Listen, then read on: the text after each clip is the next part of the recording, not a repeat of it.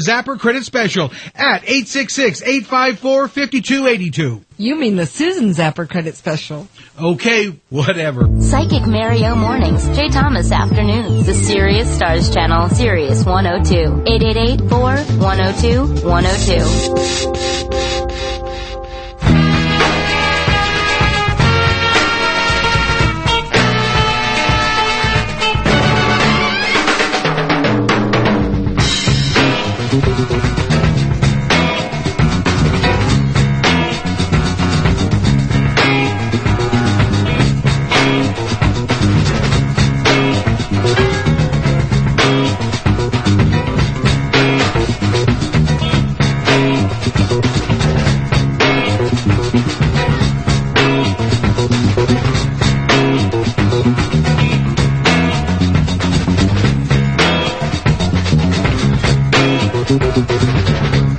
Good afternoon, everybody, and welcome to the Jay Thomas Show on Sirius Satellite.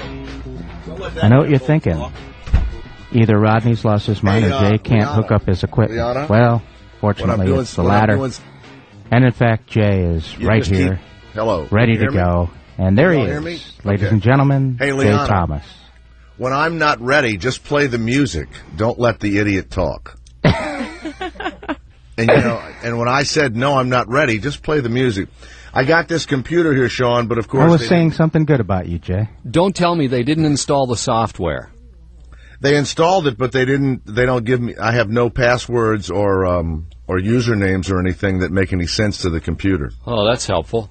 So just find out who can help me at 6. And I have a cold, okay? And we talked yesterday about the luggage, and the United Airlines people looked at a security camera.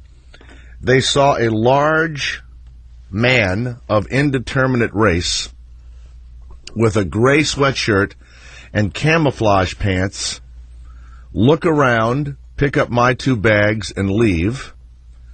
And then he came back in and got another bag. And they say that in the history of the Santa Barbara airport, no one has ever stolen a bag from the baggage claim. So here is another horror story of the bad economy, Rodney Lee Conover. People are going to start stealing baggage. In fact, I might be giving them the idea right now. And didn't you have something on JetBlue or something that came and you got the bag back but no contents? That's right. Did you get money for the contents? No. I don't understand that. Well, understand it. But you went on a trip, you wore clothes, you had a suitcase, and you had a computer in there. Yeah, it was a computer bag. Oh, the computer was stolen. So they say that you were lying to them. Of course. But couldn't you have used people like me or people that saw you with the computer and all that? And did you see me load the computer into the airport? I did. You did? Sure I did. Wish you'd have told me that. Well, I'm saying, what are you, an idiot? Of course I'd have testified for you. Did you not see me wear the clothes in New York? Never saw any of it. I don't even know you. You see, that's the difference between being an Italian and whatever you are, Dutch or whatever. We help our friends. We speak for our friends. We testify for our friends. Sean, you're going to be depositioned about all the fancy clothes I wear. You know that, don't you? Yeah, I can't wait. I love going to court. Well, there you go. You're going to go. Because they are going to look at all the clothes that I wear, and they're going to say, you carry all of these clothes? And I go, yeah, appearances. And then I'm going to show them all the tapes of the shows and all that. Oh, yeah, I'm already ready for it. I'm already prepared for it. So I'm sure this cold has been brought on by stress. I don't believe that you ever get sick by germs. I think you get sick by stress.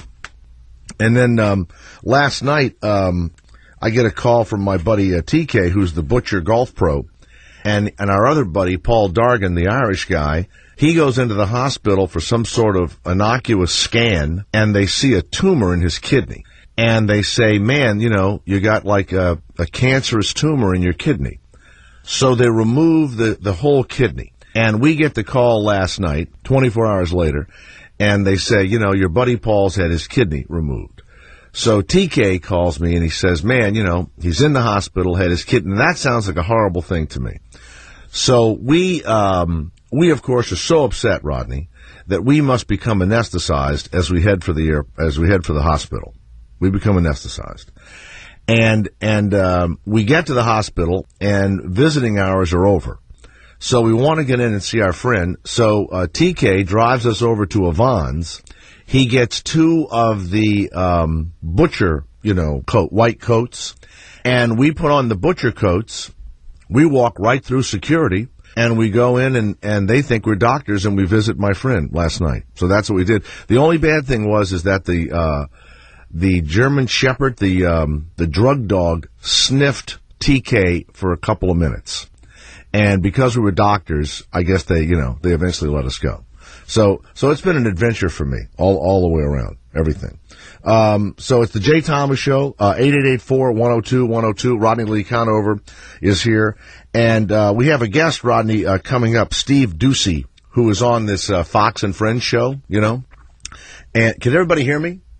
Yeah. Yeah, okay. It just sounds so dead back there. So dead. I don't hear anybody moving. Usually there's talking going on. There's, you're bothering me. Well, Garrett is busy teaching Leanna how to do things, so that's why. Does he have his arms around her and he's showing her the backswing? Yes, he does, as a matter of fact. Mm-hmm. He does have his arms around her? Mm-hmm. What is there to know when I say, the Jay Thomas Show, Sirius Stars 102, you hit a button. That's about it. There's not a lot to know. But anyway. Rodney, we have... There's a reason you're not doing it, Jay. No, it's very simple. Very simple. You keep Rodney lower than me, Liana, and me higher than everybody else. And muffled, yes. And muffled.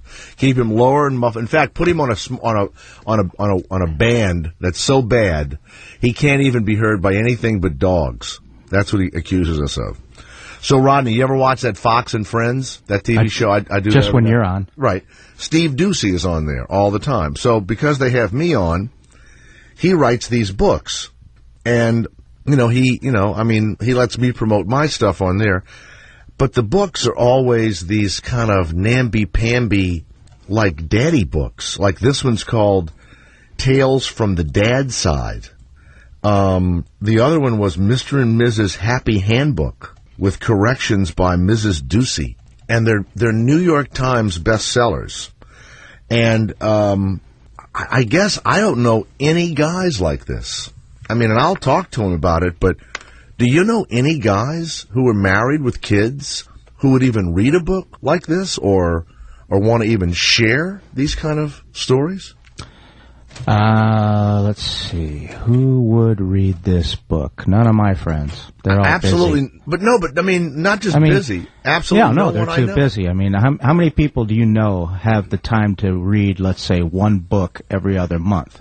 That's most people I know. That's certainly, I don't have the time to read more than one every other month, and it certainly wouldn't be, Mr. and something Mrs. I'm Happy Handbook? It would be something I'm just dying to read or just need to read. You know what I mean? It would be a little more higher priority. I guess if you sit around, we've all heard of people that, read a book every week. I guess that person would do it. Would you ever read a book, Tales from the Daddy Side, from the Dad Side? Yeah, it's not my cup of tea, but I'm there not... There must be lots of people. He sells them. I was going to say, I'm not a member of the general public, so... it's not relevant what I read. I don't read, although I don't read fiction. I do read nonfiction, and I assume this is nonfiction. Yeah.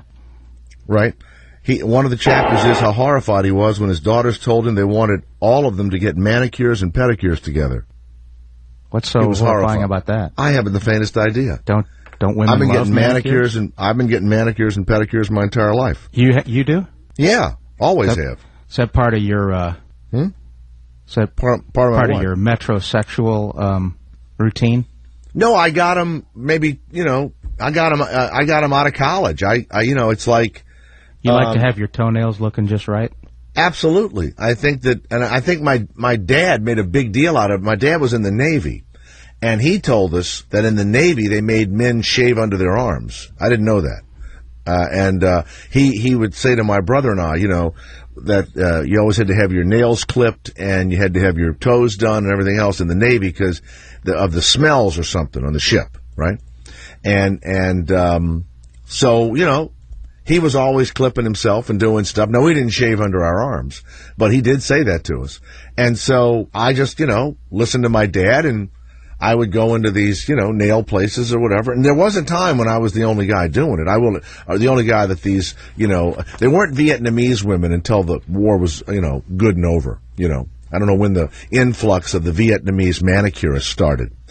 But at one time you'd go in, and it would be like the bad guy walking into the saloon, when everybody got quiet, right? And I'd be the only guy in there, and they'd put me in the back. You mean you've never been into a place and gotten your fingernails and your toenails done? No. Why, you think that's queer or something? Those are your words. No, I'm asking. Yeah, but you also answered the question when you asked it. No, I So didn't. I said, queer. I'm asking, do you think that you'd be less than masculine if you did that? It's got nothing to do with masculine. I just think it's stupid. I don't need. I don't need my toenails to look good. I clip them myself, and if there's dirt in there, I wash them.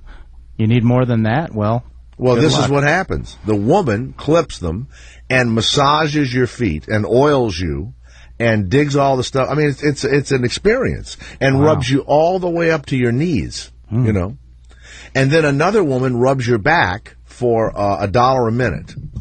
You've never been in these places? Then I've gotten a massage. Have I gotten my nails looking nice and the whole thing? What do you color them different colors? No, I don't put any color on it. What do you use? Nothing. I get them buffed because I don't want them shiny. Like, you remember the Italian gangster guys? You get your nails buffed? Yeah, they're buffed. They put a little, oil on them to, make them, look up. What's funny? Next time I'm with you, I'll show you how, is that on the air? It was just in my headphones?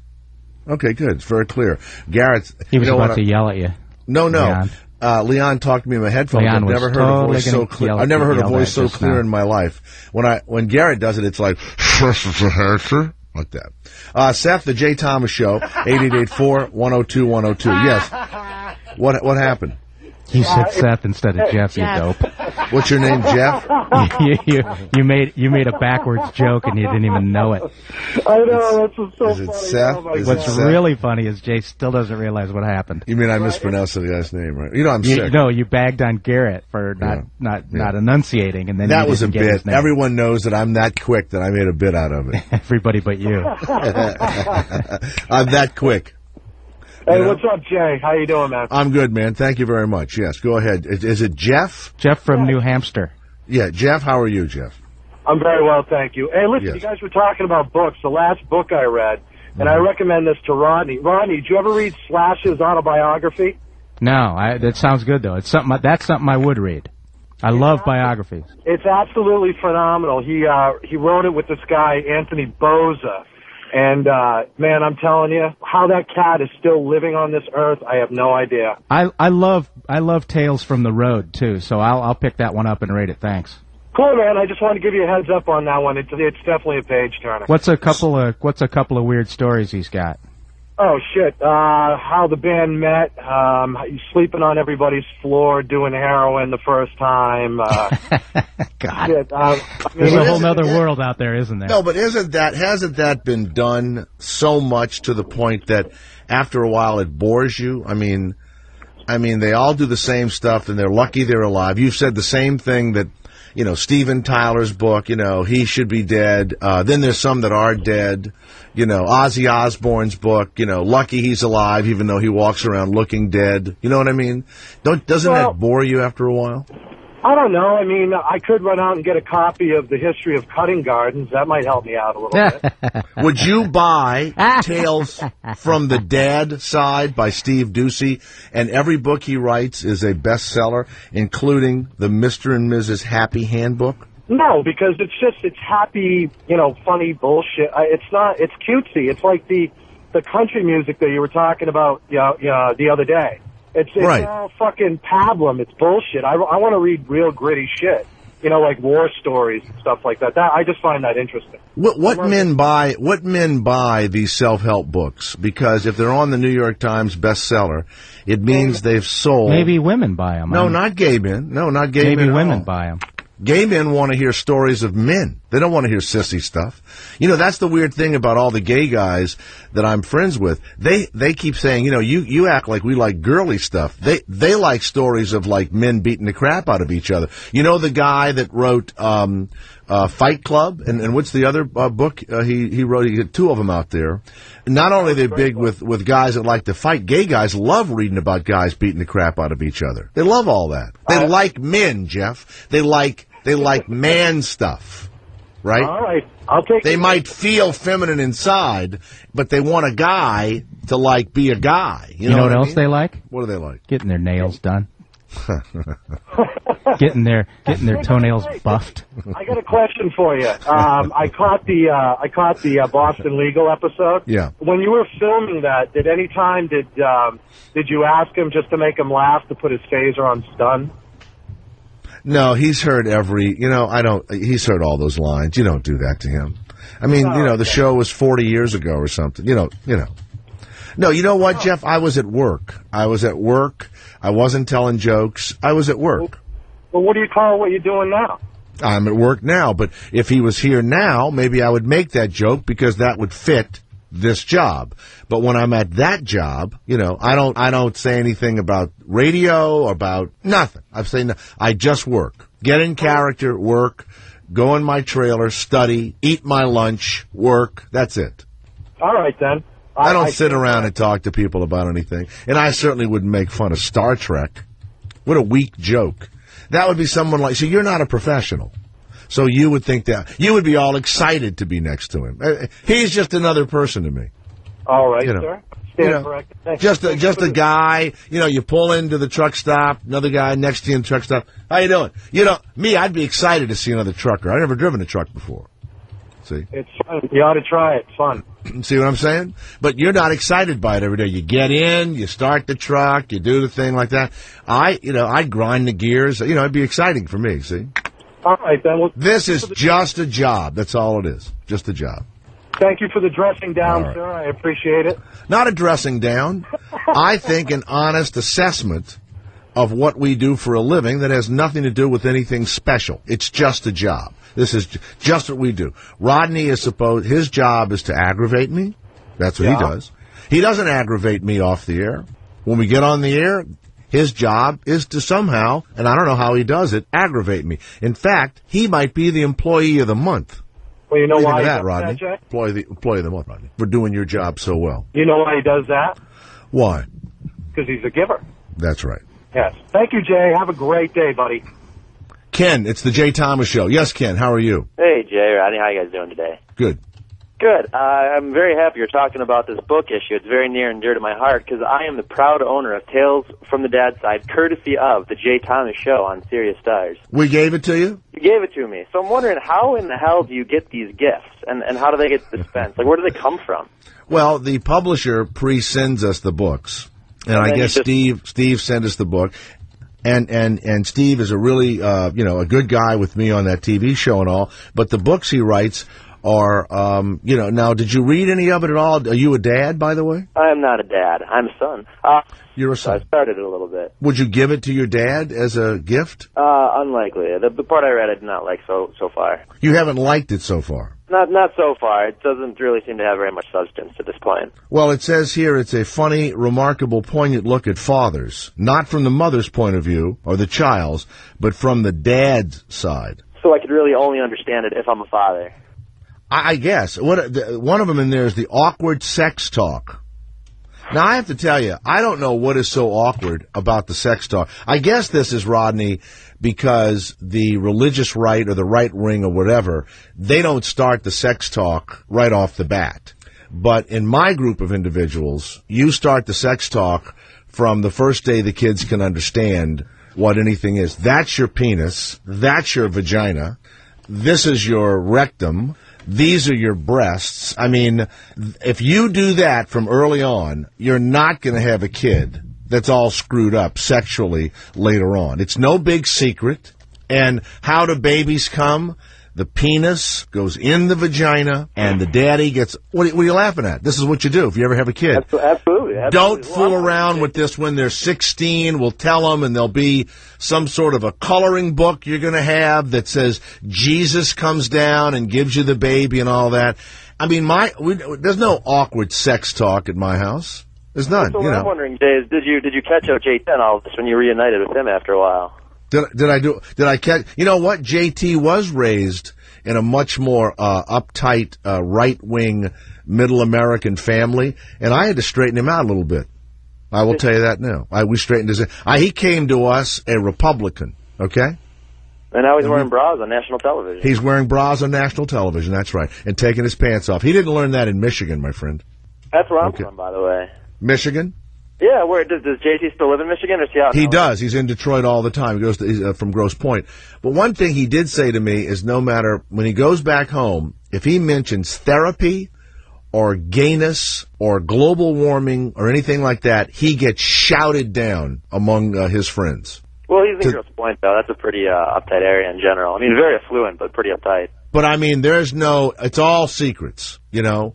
The drunks are secrets, the gay guys are secrets, the people that are having trouble in their marriage it's all secrets, right? It's all a big secret. And that's the destruction of the whole deal, is the secrets. I have no secrets at my home. None. So have you taken him closer to the liberal side, sort of in your meetings with him, or is he still pretty like the Grosse Pointe kids? Well, we did have a discussion. He said, did you consider aborting me when his mother was pregnant? I said, absolutely I did. As a matter of fact, I went and got these pills that the woman was supposed to take that would make the kid come out, right? Mm-hmm. You know, RV. What's that French thing, Rodney? It's illegal in the United States still, I think, but it's a pill that the French have had forever. All right. You know, whatever it is. So I didn't give it to the woman, and she didn't take it, and we went ahead with it. But he said to me he's pro-life, so he'll always be pro-life. He's against abortion. See? Mm-hmm. Well, but that's. How JT's voting? What? You know how JT's voting? I would imagine he's going to vote for Barack Obama. Yeah, Michigan's pretty heavy Obama right now. Well, I think but he's doing that because of me. I think his mother is going to vote for John McCain because of Sarah Palin. Sarah Palin enough? She thinks that's the greatest woman that ever walked in the face of the earth. My wife would run Sarah Palin down in our ultra-liberal, gas-guzzling SUV, okay? She saw Sarah Palin crossing the street right outside of LensCrafters. I think my wife would have to be pulled away from her. Oh, yeah. Do you have concerns now that Palin's had a little taste of fame that she's never going to leave the public eye and she'll be running for president in 2012 and thereafter? Never happened. They have no interest in her. None. You don't think none so, whatsoever. Tim? No, none whatsoever. Rodney, do you think that she is a person that if it doesn't happen now, that in 2012 we'll know who Sarah Palin is, Rodney? She'll still be governor of Alaska. Mm-hmm. She'll be senator of Alaska probably within 6 or 8 years. Mm-hmm. And whether she has aspirations beyond that, I doubt. But that'll be pretty high, by the way. But the idea that you've heard the last of her, I think, is a little naive. Yeah, really? Particularly after all this fame and attention. Yeah. What about Joe the plumber? The guy's name is Wurzelmuller or something like that. It really is. It's. Yep. I saw his name this morning. Do you know, Rodney, he has been signed by a musical manager in Nashville, and they are going to... Doesn't surprise me. They're going to try and put out... The guy says, well, can he sing? He says, well, he can carry a tune. And so they are... he has a... Now, the guy's not even a plumber, and his name's not even Joe. And if you listen to the whole thing that Barack Obama did, didn't they talk for like 5 or 10 minutes or something? Just like on the sidewalk? Didn't they just like have a discussion? Yeah, they did. And then at the end, I think that Barack Obama said, oh, yeah, it's like, what did he say? What's the thing that everybody's jumped on? Distribution of the wealth or something like that, right? Mm-hmm. Whatever it is. Okay. So that's in the end of it. But that was the weirdest thing I've ever seen. And they think this guy is going to put out an album or something. What did he say the other day, Sean, Joe the plumber, that got him in trouble? Did he say something about Nazis or... Obama was bad for Israel. What did he say? Sean? Yeah, I think so, but I don't pay attention to anything that those people say, so I don't know. You never look at the other side. No, I don't. That's a mistake. No, it's not. I know where they stand. I don't need But to. you need to know the enemy better than you know your friends. That's the truth. You always have to know what the friggin' enemy's thinking, Sean, at all times. I know all what they're the time. thinking. They've never changed their way of thinking. I can tell you exactly the way they think. They've Now, when never Steve changed. Ducey comes on, do you consider him the enemy? No, I consider him a pretty newscaster on Fox TV who's won Emmys and had a best-selling New York Times bestseller. See, you're at your job now, aren't you? You're the Yes, I executive am. producer. That's exactly right. Steve thinks he could put that on his business card. My God, I think we've gone full circle. It must be the Jay Thomas Show at Sirius Stars 102. AI for three to take a lead. Yeah! LeBron a free ball to beat the buzzer. Got it! The NBA is back on Sirius XM Radio. Bounce pass, Garnett diving in, hangs in the air. Throws it! Off the window it is! This is NBA Commissioner David Stern. With Sirius XM, fans can listen to complete NBA action right here. You'll get access to regular season games from every NBA team, including the playoffs and finals. Colby hesitates, pulls up on a three. He buries it! Go to Sirius.com to find out how you can become part of the NBA action. So you want to stop smoking? Well, you could try the nicotine patch or gums to find out they have a success rate of 7% and no refunds when it doesn't work 93% of the time. Here's a better option. It's called All Natural Smoke Free, and it's a complete stop smoking program with no caffeine or nicotine. And here's the best part. You can try it free. Grab a pen and take this number down. 1-800-218-0291 to get your free order of All Natural Smoke Free. Call 1-800-218-0291. 1-800-218-0291. Did you know the most common cause of blindness in people aged 60 and over is a chronic condition called wet age-related macular degeneration, or AMD? The good news is that wet AMD doesn't happen overnight, though in some people it can develop very quickly. It begins with symptoms including wavy lines, hazy vision, and blurriness. So if you aren't seeing clearly, see an eye doctor and get checked out right away, because early detection followed by proper treatment by a retina specialist is key. This message was brought to you by the American Society of Retina Specialists and Genentech. Cosmopolitan magazine just named the top 10 semifinalists of Star Launch, the search for the next fun, fearless female rock star. Log on to cosmopolitan.com/starlaunch. Cosmopolitan.com/starlaunch. To cast your vote for your favorite. The 3 finalists will open the concert finale, headlined by Natasha Bedingfield, with special guest Solange Knowles in New York on December 5th. By voting, you'll be entered to win a trip to attend the concert. Purchase tickets at Terminal5NYC.com or Ticketmaster.com.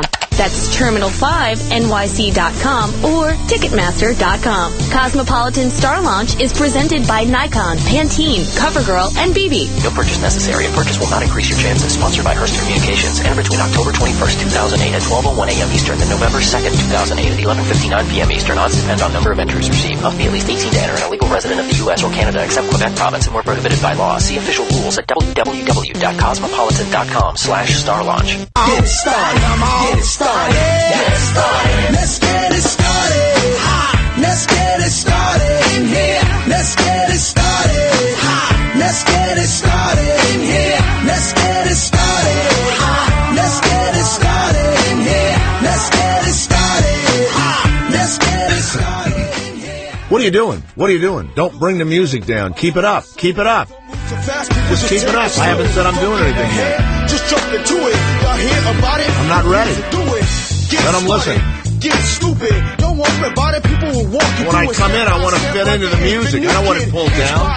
With a new solution. Big difference when I'm running things and you're working back there than when we're farting around and you're like just flitting around that room. Now, here we go. Take it down slightly. The Jay Thomas Show at Sirius Stars. I said slightly. I didn't say all the way. I said slightly. Mix it, baby. Mix it. You like it rough, Liana? I'm going to give it to you rough, baby. It's Sirius Stars 102. It's the Jay Thomas Show. Rodney, am I being a huge asshole today? Do I sound like a big asshole to you today? Oh, yeah. My luggage was stolen. Then I have a cold. Okay? Yeah, you've been a dick since the word go here. Yeah. But it'll change next hour. Yeah, it'll go away, won't it? Sure. You know, every now and again, I have a bad day, and I don't know how to resolve that when you go to work and you're supposed to be Mr. Happy all the time, right? Like some sort of a clown. Every now and again, you have to show your real personality. I'm not like this all the time. And the computer they sent me, tell them, Sean, it's not set up properly, is it? No, it isn't, Jay. So it was bad. And I got in early today and sick. I could have called in sick, but I don't call in sick. No, you don't. If I was Tony Romo, I'd have cut my little finger off and kept playing. Okay? You know what, Garrett? I don't need that in the background. I don't need the laughter. That's how tough I was. Tim of Michigan, the Jay Thomas Show. Didn't we just talk to Tim of Michigan? No, that was a different guy from Michigan. You know what? One time, Robin Williams, when we were doing Mork and Mindy, he, like said he was going to fight me or something. And I said, Robin, you're making one of the biggest mistakes you ever made because I'm going to knock you into next Tuesday. You know, you little suspendered asshole, right? Whatever. And the next day he came to work and he said, you know, I was on cold tablets yesterday and that's what made me act like that. That's what I'm going to tell you today, right now, Rodney, is it the cold tablets that's causing this, okay? It's the Sudafed. And what happened with that show that Robin Williams is the star of? It kept going. It kept going without me. But you know what? I didn't do anything. After you challenged him to fight it. No, that was your last season? No, I didn't do anything. Was that your last season or not? Yes, it was. And, can you believe it? No, here's what happened. I never did anything badly. You and I didn't know each other. You said that. Listen, here's what happened. A piece of scenery kept falling on my head, and he was all coked up or something, and he kept saying that I was doing it on purpose, and I wasn't. And so I would sit down on this couch, and this Jay, scenery... why didn't you just say to the star, you know, you're right, I thought that would be funny, and it was stupid, I'll stop that. But I wasn't doing that. I understand that, Jay.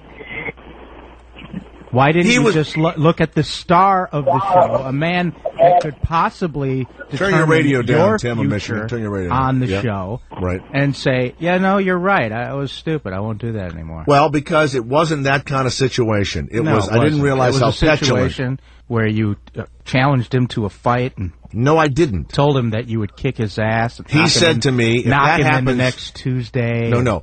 If that happens one more time, surprise, surprise, you're not on the show the next year. I mean, do you see the cause and effect there? Yes, the I do. Possible relationship between those two events? Yeah, Tony Romo would have apologized to him, right? Is Tony Romo still on the squad collecting a paycheck? He sure is. He's on the squad. You're right. All right. Now, what are we going to do next time? What are we going to do next time we're on a sitcom? Here's what's funny about you. If a guy was accusing you of something who didn't like you to begin with, and after a couple of times you said, "Look, man, the thing's falling. I'm not causing it," and then the guy says to you, "Well, you know what? If it happens one more time, you know, I'm going to come over there and whatever." He said to me, and I said, "What are you crazy? You'd have gone nuts too, Rodney. You'd have gone. I didn't even go nuts. I was very calm. No, I'd actually physically let him have it. And you knew he didn't like me anyway." Right. But you know what it was? It was the drugs. He was tired. He was loaded. What's your excuse, though? None. I worked out every day, was in great shape. Then the next day excuse for reacting like that and screwing up your next season? I wasn't looking far enough ahead. Yeah, I know. That's what I'm trying to cure you of. Look ahead. Yes. That's why Steve Doocy, the book. I can't wait to hear about the book. Because why? Because Steve Doocy's a great man. That's right. And where does he work? Fox. Which is? Friends, great people, wonderful to me. The network is? Fox. And what about that network? Fair and balanced. And what else? They would hire me maybe. Exactly. Okay, there we go. Tim of Michigan, I'm back. The Jay Thomas Show. Yes, sir, go ahead. Yeah, Jay, when you checked in your luggage on United and the guy stole it. Right. Did you check it in when you checked in at the counter? Yeah, I did. In fact, I went because it was heavy. So I went to the counter in New York, but this rainstorm moved in, so they rerouted me, and it took me 5 or 6 hours. And by the time I got to L.A., it was 1:30 in the morning, and there were no other flights that would continue on to Santa Barbara. So I said, I'm going to drive. They said, don't worry, it'll be there in the morning. And it was there in the morning, and the guy stole it. Okay, here's the thing, Jay. Listening to Rodney yesterday, he got his bag back empty. Yes. Okay? And they said, well, you got your bag back. Right. Well, when you put it on that counter for them to take, that's a scale. They weighed it so they knew how much it weighed to go on the airplane for fuel, for all that other bullshit. That's right. So if you get back an empty bag. No, that's Rodney. No, Rodney had a, hey, that's right, Rodney. Did they not weigh your bag when they put it on the scale? That's a great point. Your bag had to weigh like 15 pounds or something. Well, I brought that up. Yeah, what'd they say? And they said, well, whatever happened to it, this is the people in, I think I ended up in Fort Myers, Florida. Right. And they said, well, your beef is with the people in New York, not in Florida. Oh, my and God. I said, well, you're all JetBlue. I said, JetBlue is JetBlue. And they said, no, your beef is with the Port Authority in I think it was Long Island at the time. And I said, well, but it's all JetBlue. And they said, well, not anymore because of the TSA. Now there's another step where it gets out of the hands of JetBlue over to another entity and then back to JetBlue. In other words, this whole TSA thing has relieved the airlines of any responsibility of what happens to luggage because they can always say, well, there was a time when it wasn't in our possession, so... Well, there's still the argument, though, that they need to know how much weight they're putting in that baggage compartment, where to put it, how to put it in, and how much fuel it's going to burn. No, I understand. I agree with what you're saying. Yeah. And when I said that to them, I said, well, JetBlue knew it was full, knew it was a full case, because especially with the added security, if an empty case comes aboard, they open it and they look at it and they go, why is this thing empty? Mm-hmm. You know, I mean, that raises a red flag. I don't know why, but it does. And they said, that's true, but your beef is with the Long Island Port Authority because they're the ones responsible to run the TSA, blah, blah, blah. So essentially they're saying it's the government's fault. Then, of course, you get a hold of the TSA and they go, we don't know what you're talking about. We inspected it and the computer was there. Well, you know, I just... Listen, wait a minute. Listen, you can't win. Believe me. You cannot win, and here's the and you know, weird the thing. time you would have to invest to actually get anything done would be far more the worth of the computer. Well, let me end this for Tim, and Steve Ducey's going to be here in a second. But the thing is that these guys were dancing around even at my little airport. And I said, can I look at the security tape? And they said, you cannot look at the security tape. And I said, all it is a video of where the luggage comes in. Because I could have identified any bag and said that was my bag or something. So we're all liars. They assume that we're all a bunch of liars. And United was trying to figure out how to blame it on the ones in Santa Barbara, Rodney, were trying to figure out how to blame it on the ones in Los Angeles. Now, when you said that, the guy had just said to me, hey, you know what? This is a Los Angeles or a LaGuardia problem. Of course. And I'm thinking, but it's all one airline. And so they're all trying to save their jobs. And they know that you don't have the time nor the wherewithal to... Of course, you're not going to fly back to New York to check on a bag. I mean, that would be... it's just ridiculous. All right. And there's they know no more. You know what it is? People aren't taking. What do you say all the time? You need to take responsibility and all that stuff. Yeah, absolutely. Yeah, these businesses. They ought to put them all in jail. I'd like to put them all in jail. All the baggage handlers that touch my bag. I'd like to see them all do time. It's the Jay Thomas Show. Steve Ducey's on the way with his new book, Tales from the Dad Side. He's walked over from Fox and Friends at Sirius Stars 102. I scream, you scream, we all scream at 113. Our Halloween channel, Sirius Scream 113, is a week-long fright fest of scary stories and spooky sounds to bring out the spirits for Halloween. Turn on Scream 113 to share the scare with the little trick-or-treaters. All Halloween fun, creepy stories, and gory sounds all week long on the scariest channel on radio, Scream 113. Hey, the Best of XM available now. The Best of XM is available right now. That's right. With the Best of XM, wake up every morning to us, Opie and Anthony, completely uncensored. Uncensored on the virus with replays throughout the day and over the weekends. You're also going to hear the wonderfulness that is Ron and Fez. I've never had a date who's eaten quite so much.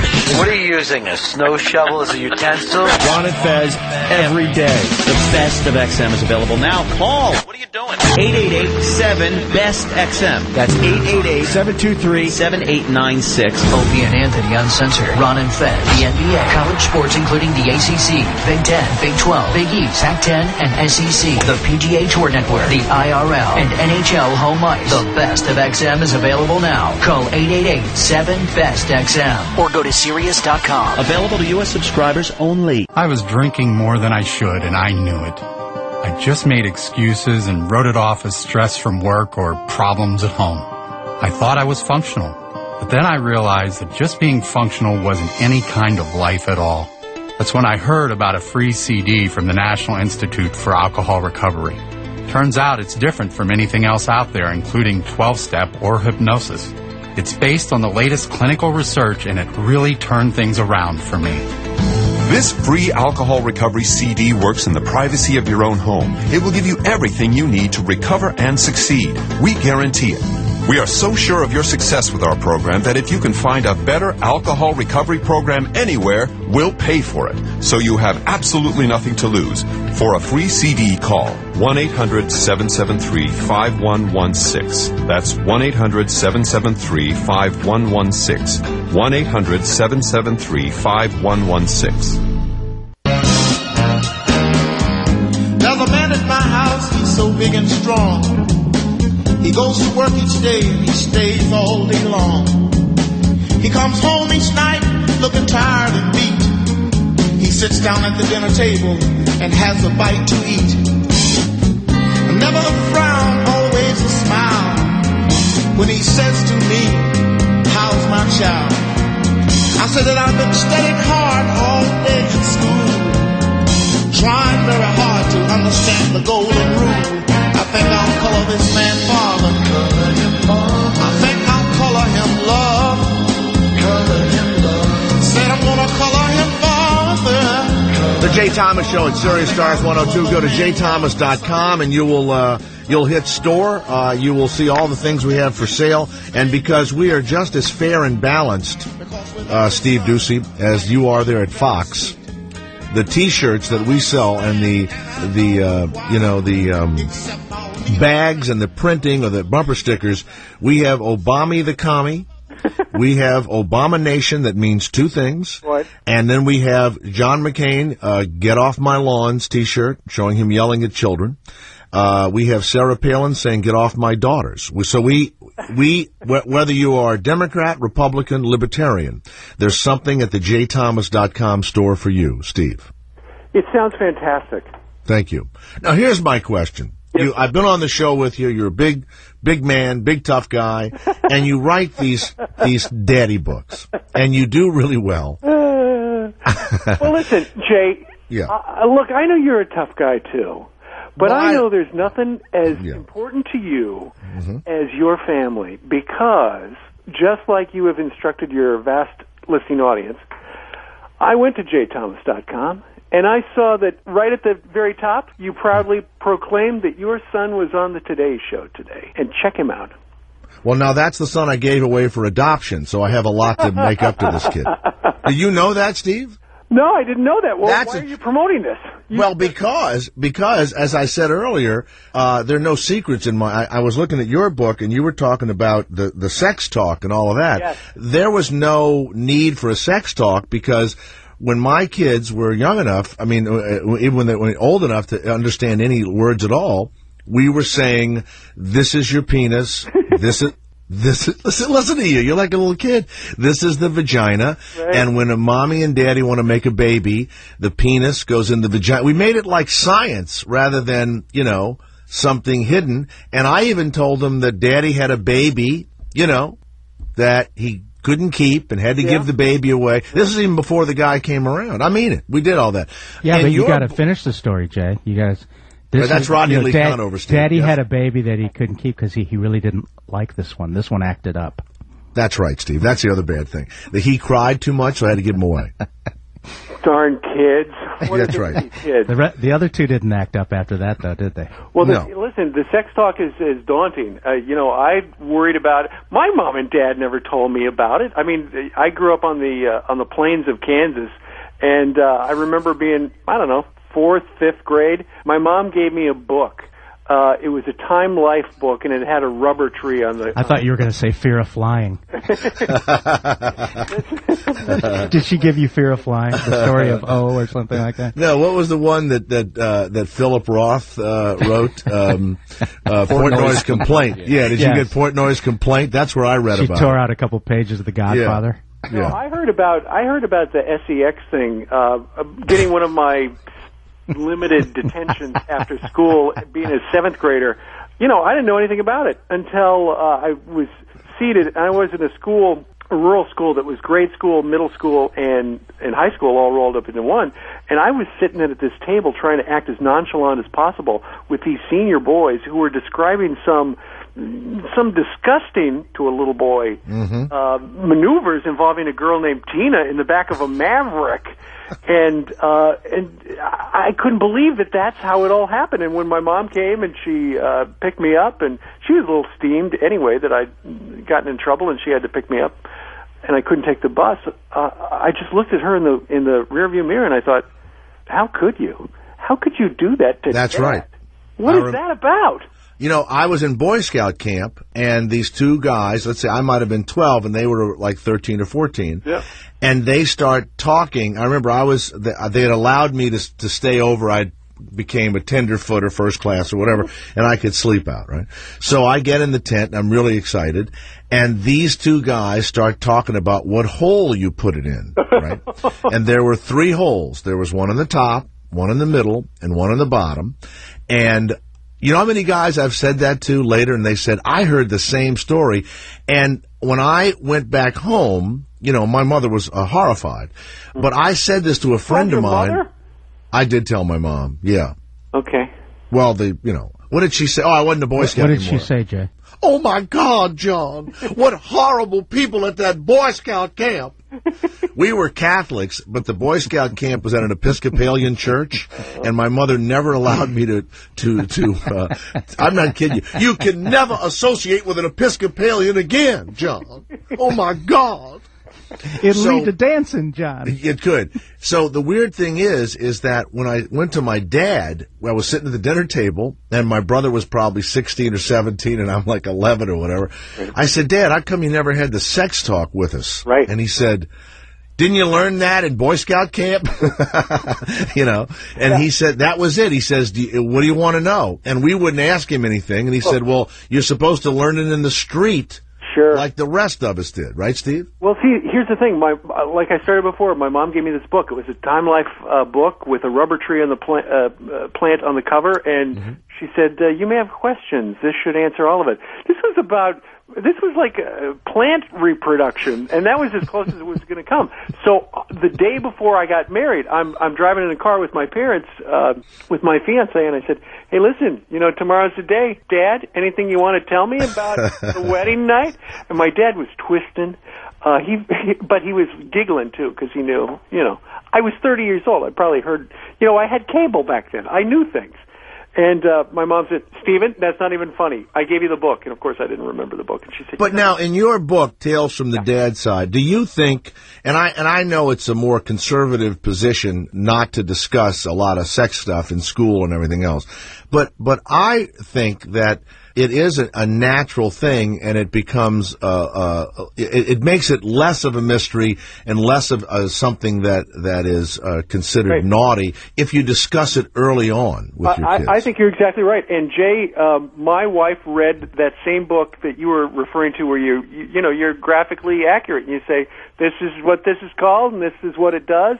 And our kids knew about that when they were, you know, 4 and 5 years old, and they say, what is this? And my wife would just say, that's right. And later in life, as it turns out, my son was he was a sophomore in high school, and I figured, well, he's going to go away to England for the summer with his cousin. I should talk to him. I should have the sex talk. And so it was around the 7th inning stretch at a Yankees game, and the significantly drunk people from Staten Island had left behind us.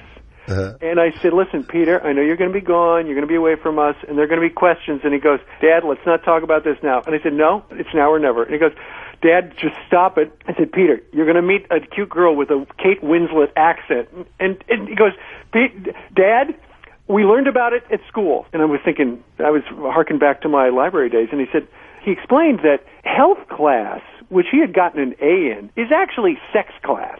It's sex education class. And the football coach told everybody, co-ed group, exactly how everything worked and any questions, and nothing was left to the imagination. And you named him Peter. My son is Peter. Rodney Lee Conover, tell us your family names, please. My name's Rod. Yeah. My dad's name is Dick, and my grandfather's name is Peter. There you go. And I'm going to name my son Weenie. Yep, Weenie. Steve Ducey will be back. The new book, Tales from the Dad Side. They have had me on that Fox and Friends so many times. No matter what book he writes, I have to have him on. And he's with me. He's the best-selling author. It's the Jay Thomas Show, Sirius Stars 102. This week on Sirius, in the final days before the election, it all comes down to the issues. I would order the Secretary of the Treasury to immediately buy up the bad home loan mortgages in America. What I want to do is provide a middle-class tax cut to 95% of working Americans. They told you where they stand. Now, what's important to you? Withdraw our troops in a responsible way. We have to double the size of the Afghan army. It's the last week to have your say on Sirius Left 146, Sirius Patriot 144, and Sirius Indie Talk 110. Politics from every point of view.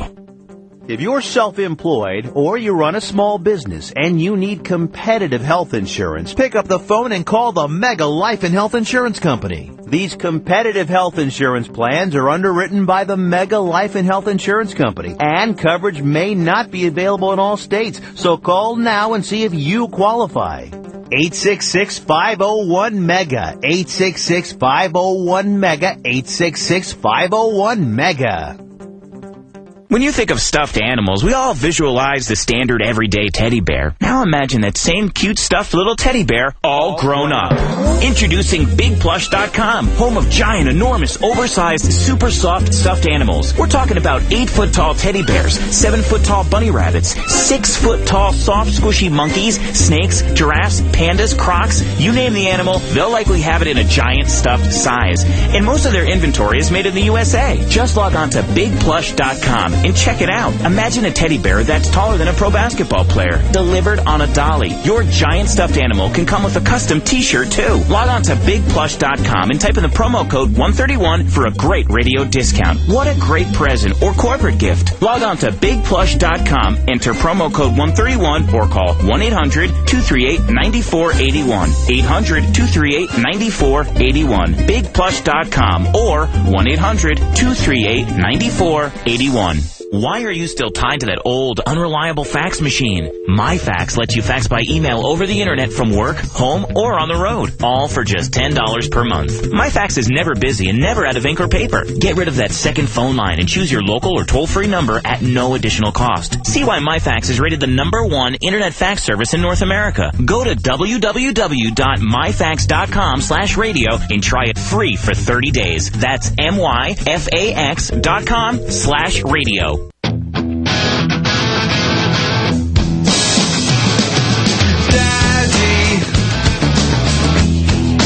Daddy wasn't there.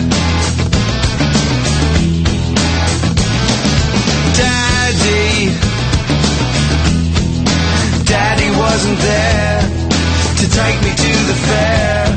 It seems he doesn't care. The Jay Thomas Show, Sirius Stars 102. You can call us at 888-4-102-102. Rodney Lee Conover is in the ha-ha seat tomorrow morning. Wake up with the Jay Thomas Show at Howard 101. That's a permanent thing every... Is this from Austin Powers? Friday morning, is it? I don't know. What is What's that from? Liana, where's this from? Liana. I'm not sure. Liana? I'm not sure. You've only been here an hour. I've asked you 3 questions, and you haven't been able to answer one of them. Hey! Yeah, there's no hey. There's either you do your job or you don't. Steve, do you ever have to yell at people over there at Fox and Friends and get their act together? You know, I do, but yeah. Do you think they listen? No. Yeah. No. You know that woman that was crazy about me? By the way, Steve Ducey from Fox and Friends' new book, Tales from the Dad Side, his other bestseller, The Mr. and Mrs. Happy Handbook. Everything I Know About Love and Marriage, with corrections by Mrs. Ducey, was also a Times bestseller. Now, who was that woman that jumped on my back and everything when I was on your show a while back? The newswoman. Allison Camerata. My God, I wish I was single that day, you know? Apparently she does too. No, she just wanted a piggyback ride, and we're friendly. Now, over there at Fox and Friends, yes, sir. Have you had any Democrats on that show? We have them on all the time. Did you have Obama on? We have. Actually, he's been on our show about 5 times. You're kidding. No. No, I really didn't know that. Now, when you meet people that say when they were around him, they felt this aura and all of that, and then you meet him, and I assume you don't feel the same aura. Are you surprised? No, I'm not kidding you. Are you surprised by some of the newscasters said they couldn't cover him because they felt an aura and all this stuff? Well, I met him about 2 years ago. Mm-hmm. When my first book came out, he had a book out. I think it was Dreams of My Father, or the other one. The one. His book was Who's My Daddy? The one that came out 2 years ago. He was in the green room. He arrived by himself. Very nice fella. And I had read a portion of the book, and I said, we have a lot in common. I'm from Kansas. Mm-hmm. Because his mother and her family is from Kansas, and we talked a little bit. And he was cordial and nice, and we had a very nice conversation. Then he did an interview, and I had no idea we'd wind up running for President of the United States. The only other times we've had him on have been via satellite. And, it's hard to get that same thing off the bird. But I met Bill Clinton a couple of times, and I can tell you that he had that going back when he was president. I mean, you would feel, wow, there's something about that guy. Well, I paid a bunch of money once to hear Bill Clinton speak when Mrs. Clinton was running for Senate, and my wife was all aflutter. We went to a Republican's house in Connecticut. I'll never forget it. It was mostly Republican guys, and I kept saying, why are you hosting Bill Clinton? And they said, we hate him so much, we want to have him in our midst. I didn't know what that meant, but I got to take a picture with him, and all the women were excited. And he's, you're tall and I'm not, right, Steve? But he's tall. The picture I have with Bill Clinton and I look like the Prime Minister of Albania. Those little short, dark-complected guys with moles and their hair combed back, over their bald spot. And I felt nothing when I was next to him. I mean, I don't know what it is, but I just look at everybody kind of as a man. Now, we had John McCain on this show, which was really funny, and he had his book out also. And I enjoyed him, and I will tell you that I said this after McCain came on. If Barack Obama or John McCain become president, I'm not that worried. I think both these guys are pretty good guys, and I think that they would be okay for the country. I didn't feel that way about Bush, and you can certainly feel differently if you want to, and maybe you felt that way about someone else. But these two guys, and people get mad at me for saying it, but I don't worry about the country with these two guys. No, I'm with you. Jay, I'm not disagreeing with anything you said. Go back to 9/11, George Bush, he was the guy on the fire truck, and he threw that fastball out at Yankee Stadium when America needed a strike, and that was a weird time. But fast forward, it's time for a change, and everybody's with that. And these guys have similar backgrounds in so much as they've both been U.S. senators. One guy is a war hero, another guy is a dynamic speaker. So whatever we wind up with, they're going to have a challenge though, because things are terrible. Things are in the crapper right now. I read today that we've given $125 million, $1 billion, to AIG. Yeah. And they don't know what they've done with the money, but they've spent it. Yeah, I read that today, and they say they were $125 billion on the plus column in August, and they were $125 billion in the minus column by October. So the other thing is, Steve, somebody should be going to jail soon, right? I feel completely the same way. When the Congress passed that bailout bill of close to $1 trillion, sure, the market has actually gone down. What was it, 10% since then? I thought that was going to be a huge Band-Aid on a gusher, and it turned out to be a Band-Aid on a gusher. We're just as messed up as we were. Well, they haven't given any of the $700 billion away yet. Did you know that, Rod? Did you know that they haven't? I was looking for my check actually. No, they haven't. Thank you. I was wondering. I called them and I said, "What the f? Yeah. I don't get what $700 billion. Where is it? I live here. Yeah, I'm a failure. Bail me out." Yeah. So Steve, when you hear everybody just vilifying, Fox, and you're over there on Fox and Friends, did you find yourself at some point, trying to defend the network, and did you finally go, I just can't defend it any longer, I'm just going to not talk about it, or what'd you do? No, I mean, when you look at, you look at all those public opinion polls, and they say All right, how do you feel about MSNBC, Fox, ABC, CNN? By the way, when you see Keith Olbermann on there, do you say to your son, now that's a dick, son, like a penis? Do you do that ever? The thing about Keith Olbermann is you obviously know the fact that Keith Olbermann made my son the world's worst person. What do you mean? Made my son the world's worst person. What, he actually featured your son on the world's worst person? Here's the thing. About, 4 months ago, my son Peter was at a taping of a live hardball show with Chris Matthews. Right. And John McCain was there. It was the college tour, and Peter was asked to ask a question. And his question was, hey, Senator McCain, I'm sure you saw the video recently of Hillary Clinton doing a shot with a constituent here in Pennsylvania. Do you think she's hitting the sauce because of her dropping poll numbers? And also, would you like to have a shot with me after the show? So my son... Obviously tongue-in-cheek. Obviously, although there is a question there. Is she hitting the sauce because her numbers were dropping, and they were? Yeah, there was a little we had truth. that bartender on this show, and that was a whole bit that we did also. Well, there you go. So my son's the guy who asked that question. My boss saw him and said, and my boss has known him since he was 10, and he said, Peter's really grown up. He's got a nice presence. How would he like to do something at his school, like a little town hall? So Peter jumped at it. He assembled 20 kids, 10 Democrats, 10 Republicans, asked, live on the Fox and Friends show, asked them, is John McCain too old? Tell me about Hillary Clinton. What's the deal with Reverend Wright? And, it was fair and balanced. It was split between those three because there were still three people standing. And that night, Keith Olbermann made him the world's worst person for picking on Obama. You mean they put your son's picture on the screen and said, did they say Peter Doocy? Yeah, son of Steve Doocy. And I think, and I don't watch it because I am the world's worst person frequently, it said something like our first father-son tag team.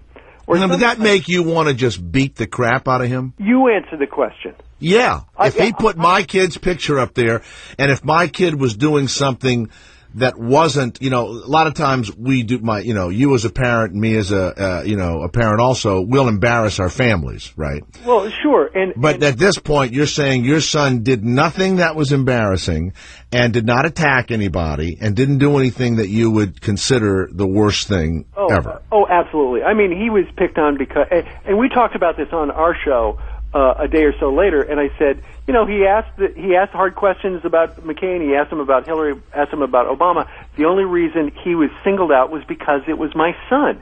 That Olbermann guy was just doing it to pick on my son. And I said, next time you are clicking through or clicking around and you see Keith Olbermann, ladies and gentlemen of America, next time you see him, just remember, that is a guy who picks on people's children. And he didn't make... By the way, he has no kids. He has no wife. You ought to send him a book about fatherhood and said, read these. This is something you'll never know anything about. I don't mind being the world's worst person because I never see it. And, about once every fifth time, somebody will say, hey, last night you were world's worst person. And I said, why? And they go, I don't know. It's something. I don't mind because it just goes with the territory. I mean, it's a competitive situation and, their ratings are not so good, and ours are fantastic. So, what are you going to do? Well, you didn't send him a note. You didn't send Keith Olbermann a note. Absolutely not. Why not? I said it I said my piece on TV. And but say it here. Say the real deal now, Steve. Say Keith Olbermann is a dick. Say it. Or a penis. Let's make it anatomically correct. I said my piece on the Fox. All right. All right. That's a guy. That's a yes. All right.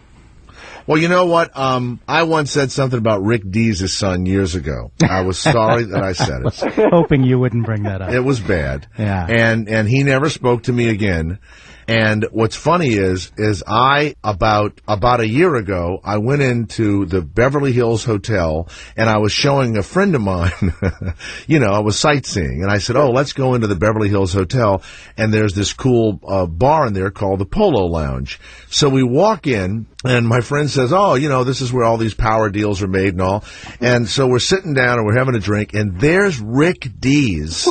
And there's his son. Now, this is, 20 years later.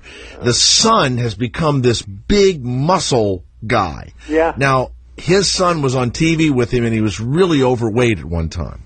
And I said on the air, I said, look, I have kids too, but I never let the fat ugly one on the air with me. I made that joke, right? Oh, yeah. So Rick got very mad, right? So I apologized and all. I said, I was kind of making fun of one of my kids too. He said, no, but it fell on my kid, and I'll never speak to you again and all. So this kid was huge. He was like 6'2", muscles bulging out of his shirt. Yep. And I walk over and I said, Rick, I haven't seen you in a long time. How are you? And Rick says, this is my son, just like that. So I reach my hand out, and this kid, of course, squeezes my hand to hurt me. Sure. And I said, look, I haven't talked to you and your dad in 20 years, but if I hadn't said that about you, you wouldn't have hit the weights as hard as you've hit them, okay?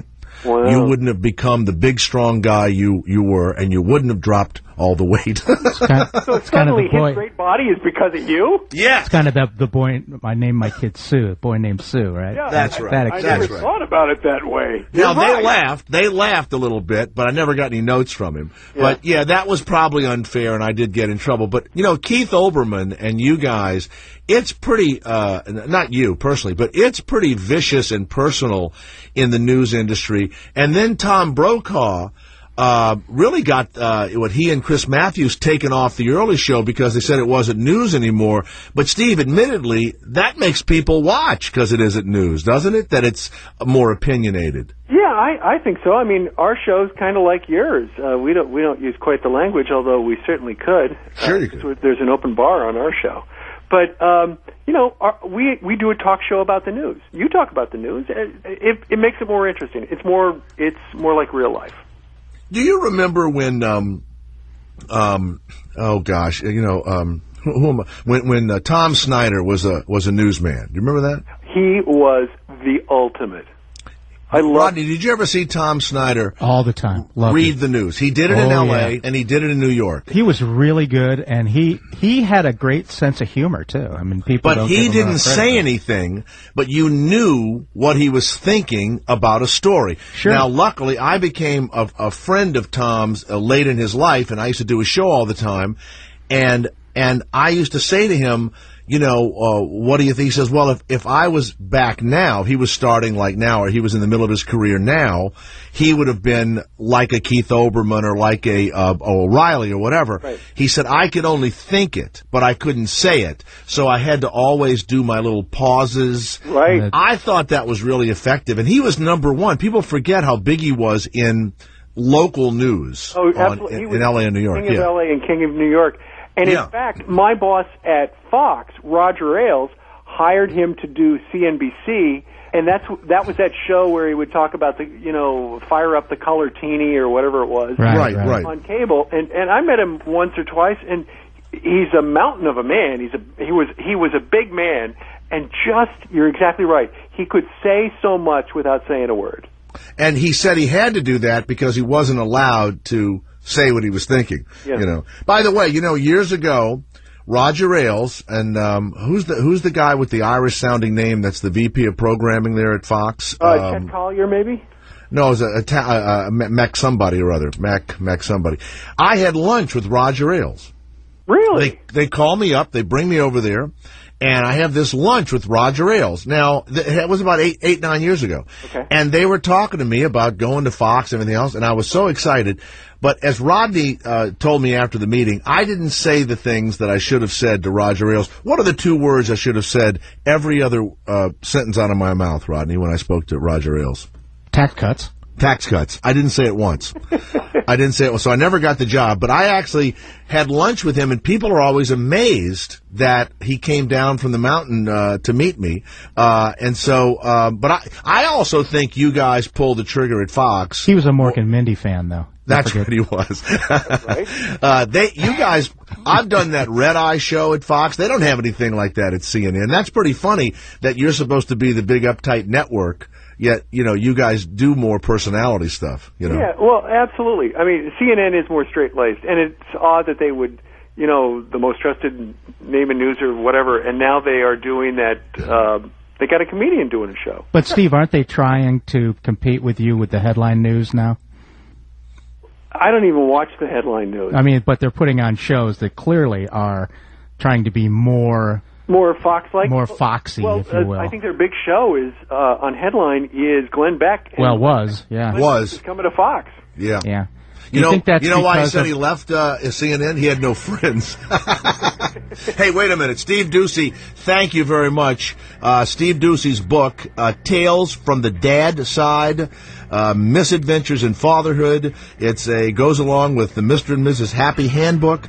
Steve Ducey, you'll see him co-hosting Fox and Friends every morning. And I will see you, Steve, in December. They've already called me to do the show, so I'll see you then. Good luck with the book. Thanks for being so honest with us, Steve. Jay, you're a gentleman. I appreciate it. Thank you. All right, buddy. Thank you. See you later. The Jay Thomas Show. Rodney Lee Conover is here. It's Sirius Stars 102.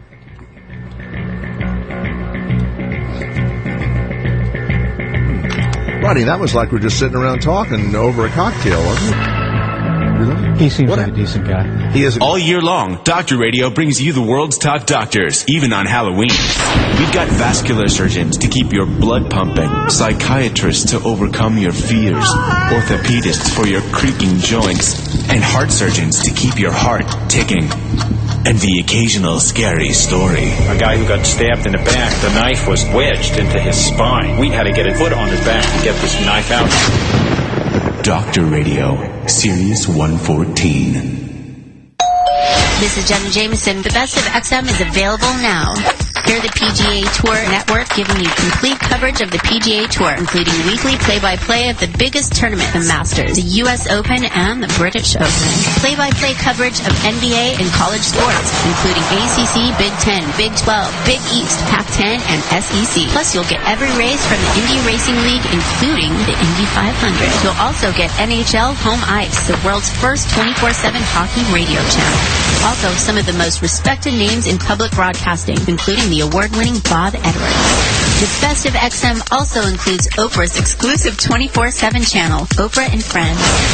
Wake up every morning to Opie and Anthony, completely uncensored with replays throughout the day and weekend. The Best of XM is available now. Call 888-7-BEST-XM. That's 888-723-7896. Or go to Sirius.com. Available to U.S. subscribers only. Hey, Tom, home again, huh? You still driving for rail transport? You bet, Gary. After all, Rail is the Be Home More carrier. I saw your wife's new car. Pretty nice. Yeah, thanks to Rail with their 5-star pay plan, I earn 5% more paid miles. Wow, maybe I should drive for Rail. You'll need a Class A CDL, but Rail has training available. I've got the number right here, 877-774-5311. Or you can visit myhometime.com for more info. 877-774-5311. Thanks, Tom. Rail Transport is an equal opportunity employer. So you want to stop smoking? Well, you could try the nicotine patch or gums to find out they have a success rate of 7% and no refunds when it doesn't work 93% of the time. Here's a better option. It's called All Natural Smoke Free, and it's a complete stop smoking program with no caffeine or nicotine. And here's the best part. You can try it free. Grab a pen and take this number down. 1-800-218-0291 to get your free order of All Natural Smoke Free. Call 1-800-218-0291. 1-800-218-0291.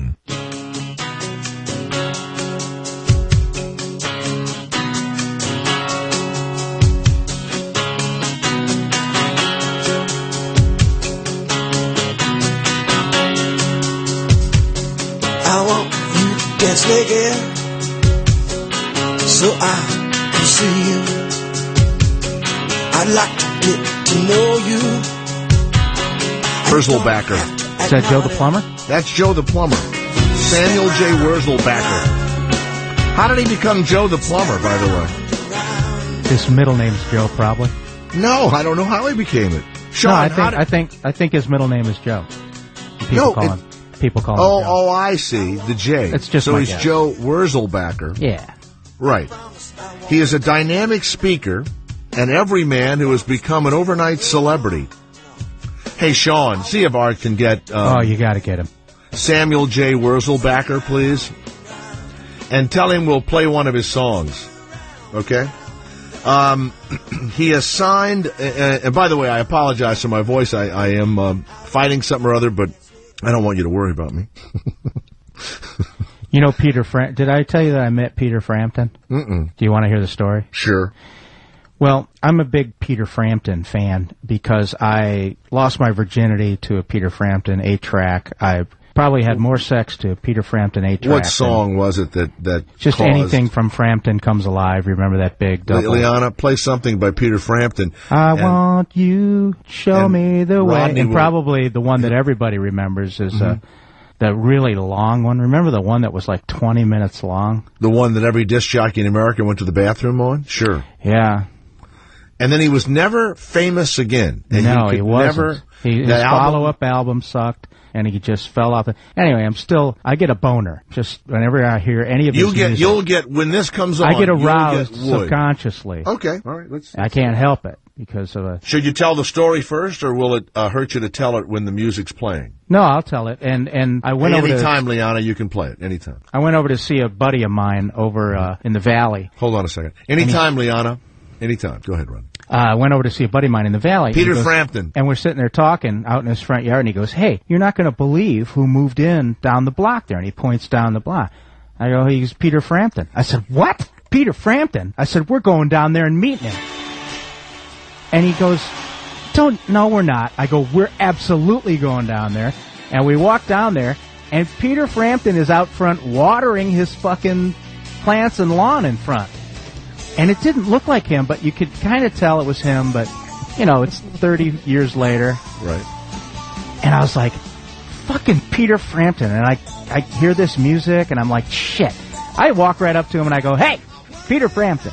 And he smiled, and he's British, and he's very charming. And I said, I'm sorry to bug you, but I got laid more to your 8-track. I mean, you're responsible for 90% of the sex that I've had in my life. And he goes, yeah, a lot of people tell me that.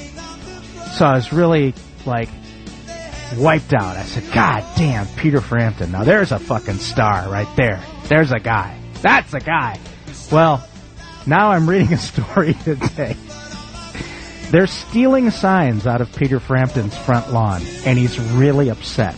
Where does he live? What part of Toluca Lake? Well, apparently no. But he has homes in in the Valley, and he's got one in Cincinnati, and he's got homes. He's still very rich. I'm sure he is, because that album still sells.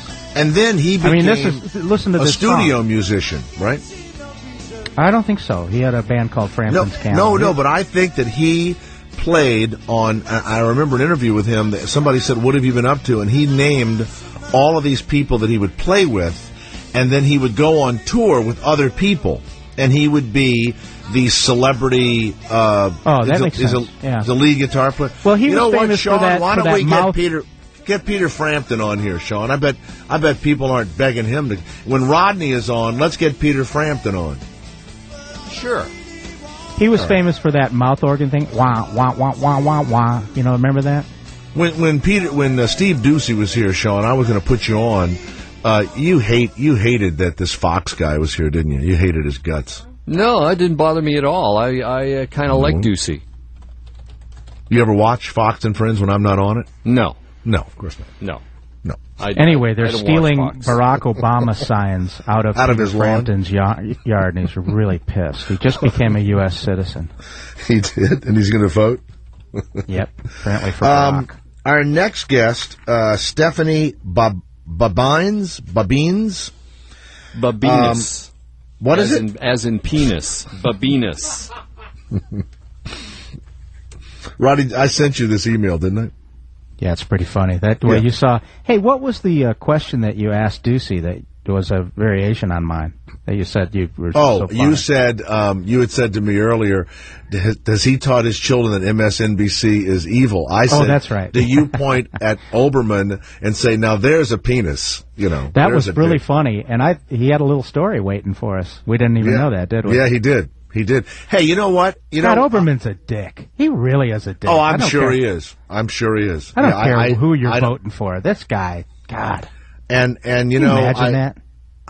Yeah, and the weird thing is that I don't think he's funny. I don't find any of the, and what bothers me is, and I'm not just saying this to brag, but I know that if I got on either Fox or CNN or MSNBC and talked any form of politics, it makes no difference what it was, I think that people would be talking about my show that you would help me with, Rodney, and Sean would help produce, and we'd bring the same group over there. This woman, Rachel Maddow, and Keith Olbermann, I look at them and I go, are you kidding me? People actually are attracted to these two. She's got a good show. But it's mediocre when it comes to... She is an original thinker. Did you see the guy she has on there? She's far left, but she's still an original thinker. There's a guy she had on there, kind of a red-headed, curly-haired guy that does she debates culture. Buchanan on there all the time. It's great. I don't know. I just don't get her. I don't think she's a bad person, but I look at it and I guess I'm jealous. I look at it and you don't like it because you can't handle strong female lesbian women. I don't like women. You got a problem with that. Who don't like men. I just don't. When I look at a woman, I want her to at least like men, right? You mean sexually? I want them to have, feelings for a man. I do. I have to say that. And I don't get it. Well, men don't have feelings for men. I mean, heterosexuals don't. No, but they're men, so they have feelings for women. That's all. I see. So now, gay guys don't bother me. I don't mind men that don't have feelings for women. But there's something about being with a woman who is attractive, especially. Now, if a woman's not attractive, it's okay if she's gay to me.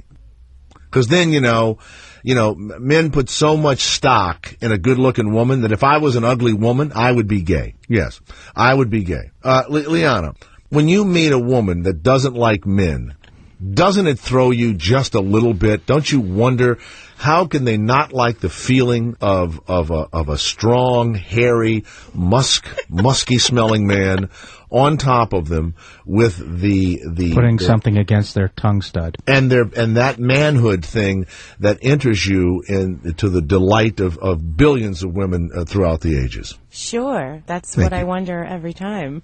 When you meet a lesbian, don't you say, "Gosh, I mean, did somebody?" You almost think someone screwed them up, don't you? I sure do. It's almost like now there are women that are born, and this Rachel Maddow looks like this to me. She was born with more male hormones than female hormones. Now that happens. So I think she's a genetic lesbian. Jay? What is it? It's a Maddow. Well, that's a male-sounding name right there. Mm-hmm. It ought to be Meadow. Rachel Maddow. That's very feminine. True. I bet it was Meadow at one time. Maddow.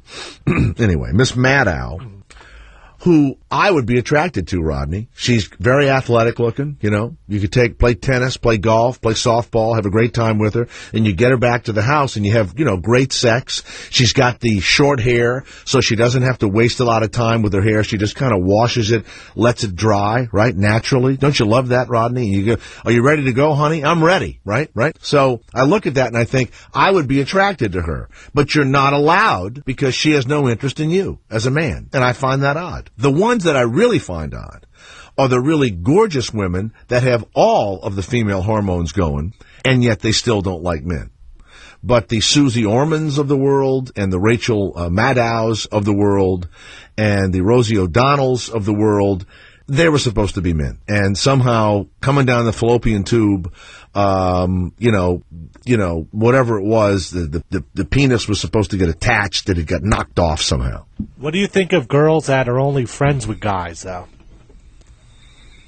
What does that mean? You mean straight girls? Yeah, but all their friends are guy friends. I've never trusted that. Never had a girlfriend like that. Would never even have that in my house. Okay. How about the ex, whatever it is, people that are friends with their exes? There is something so odd about that to me. See, I think it's weird if you're not friends with your ex. I think that's really kind of psychotic in a way. Because how can you be in love with somebody one day and then not like them later? I mean, that's just, it's like, is your judgment that far off that you could go from absolutely being in love and wanting to spend the rest of your life with somebody, and then all of a sudden you don't even like them? I mean, how do you get love such and hate? How do you get such a big swing? What's that song that I love? There's a fine line between love and hate. It's a soul song, right? Fine line between love and hate. Plus, Rodney, there's nothing better than going back and having sex with your ex. Rodney, did I not send you an email from the daughter of my second wife? Yeah, that was scary to the point where I was not even sure I wanted to talk about it. But if you want to, I will. Well, we'll talk about it. And that was a nice woman, and I was married to her. That's not my daughter. And I had no idea what would happen to her. But We never spoke again, ever. But you don't hate her. I don't hate her, but her life spiraled all the way down to nothing. I know, but what's that got to do with hating her? I wouldn't want to be you around probably don't her. hate her at all. I wouldn't want to be her friend. That's not what I'm talking about. Wait a minute. I'm saying it's psychotic that one day you would love someone, Listen and the to next this. day you would hate them. Listen to this. Hold on. I knock on the door. Knock, knock, knock, knock. Voice sweet and low says, Hello. Hello. who is it? She opened up the door and let me in. Let me Never in. once do she say, where have you been? Where have you been? She said, Are hungry. you Are you hungry? hungry, honey? Are you Did hungry, you baby? eat yet? Did you eat yet, baby? Yeah. Yeah, I Let me ate. hang up your coat. Hey, you're good looking The sister. woman tell me, pass me your hand. Listen to the words of this song, Ronnie. It'll explain it all to you. All the time she's lying. Are you hungry? Never raises a voice. It's 5 o'clock in the morning. Yeah. I don't give it a second thought. Give it a second thought. It's a thin line. Between love and hate. Don't think you can keep breaking your woman's heart. Between love and hate. And she'll sit back and enjoy it. There you go. Yes, it is. Yes, Thank you it very is. much. Thank you. Who sings that? Who sings that song? Who The sings that? Persuaders. The Persuaders. Here it is, Rodney. When a woman turns off to you, even though she loved you, this is the only way I can explain it. I had girlfriends, and we broke up, and they were crazy about me, and once they turned off, they had no interest in ever speaking to me again, seeing me, calling me, wishing me good Because you luck. probably did something horrible. I didn't end up with them. You did something horrible, though. No, I They didn't. turn off. I didn't end up with them. Why That's did it. they turn off? Because I yelled a lot while I wasn't ending up That's with what them. I'm saying. You did something horrible. You yelled at them. You verbally and emotionally abused them. I don't blame them for hating you. Thank you. You did explain that now. Moving on. Well, when people break up, even if it's pleasant, you don't want to see them again. Why? Because it makes your heart flutter. That X-sex is, something You else. want to be walking into a room with your new husband, girlfriend, wife, whatever it is, and you see your ex over there, and you want to have that feeling? I don't. I never want to see him again. You know, it just shows that you're not insecure. It shows that you're mature. And you can say, hey, this is my ex, Jill. How you doing? Da, da, da. It doesn't mean you sit there and stare at her and grope her and Really? be an idiot about it. Now, if you're both single and you see your ex, grope away. So when I went to a party one night with my wife, and her ex-boyfriend was there when we first got married, right? You probably couldn't handle that, could you? Well, I'll tell you why I couldn't handle it. Because I knew that he was just looking at her, thinking about her being naked and him on top of her.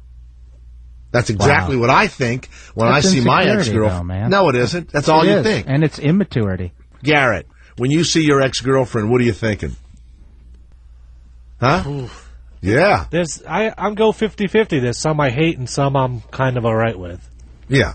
But you ever walk in with your Now, new girlfriend and your heart goes aflutter? the ones that you hate, is it because they did something horrible? Or Yeah. Okay. Yeah. That makes But it's sense. not just out of spite. Right. Leanna, when you see your ex-boyfriend, do you ever, click your tongue ring at him? Remember this? Yeah, it's No. it's almost like sending a telegraph. Yeah, like this. Remember when I was rubbing this up against you? What's I mean, this? really. Like an SOS thing.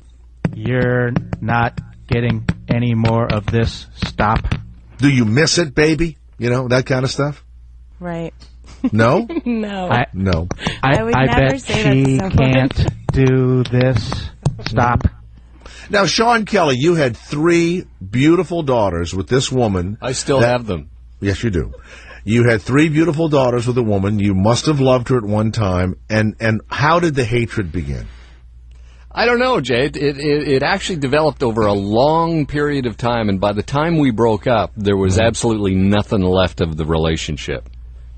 And when you see each other now, like for a wedding that you just went to or a christening or whatever, what are your feelings? Actually, we're quite civil to each other, but we're certainly not what you would call friends.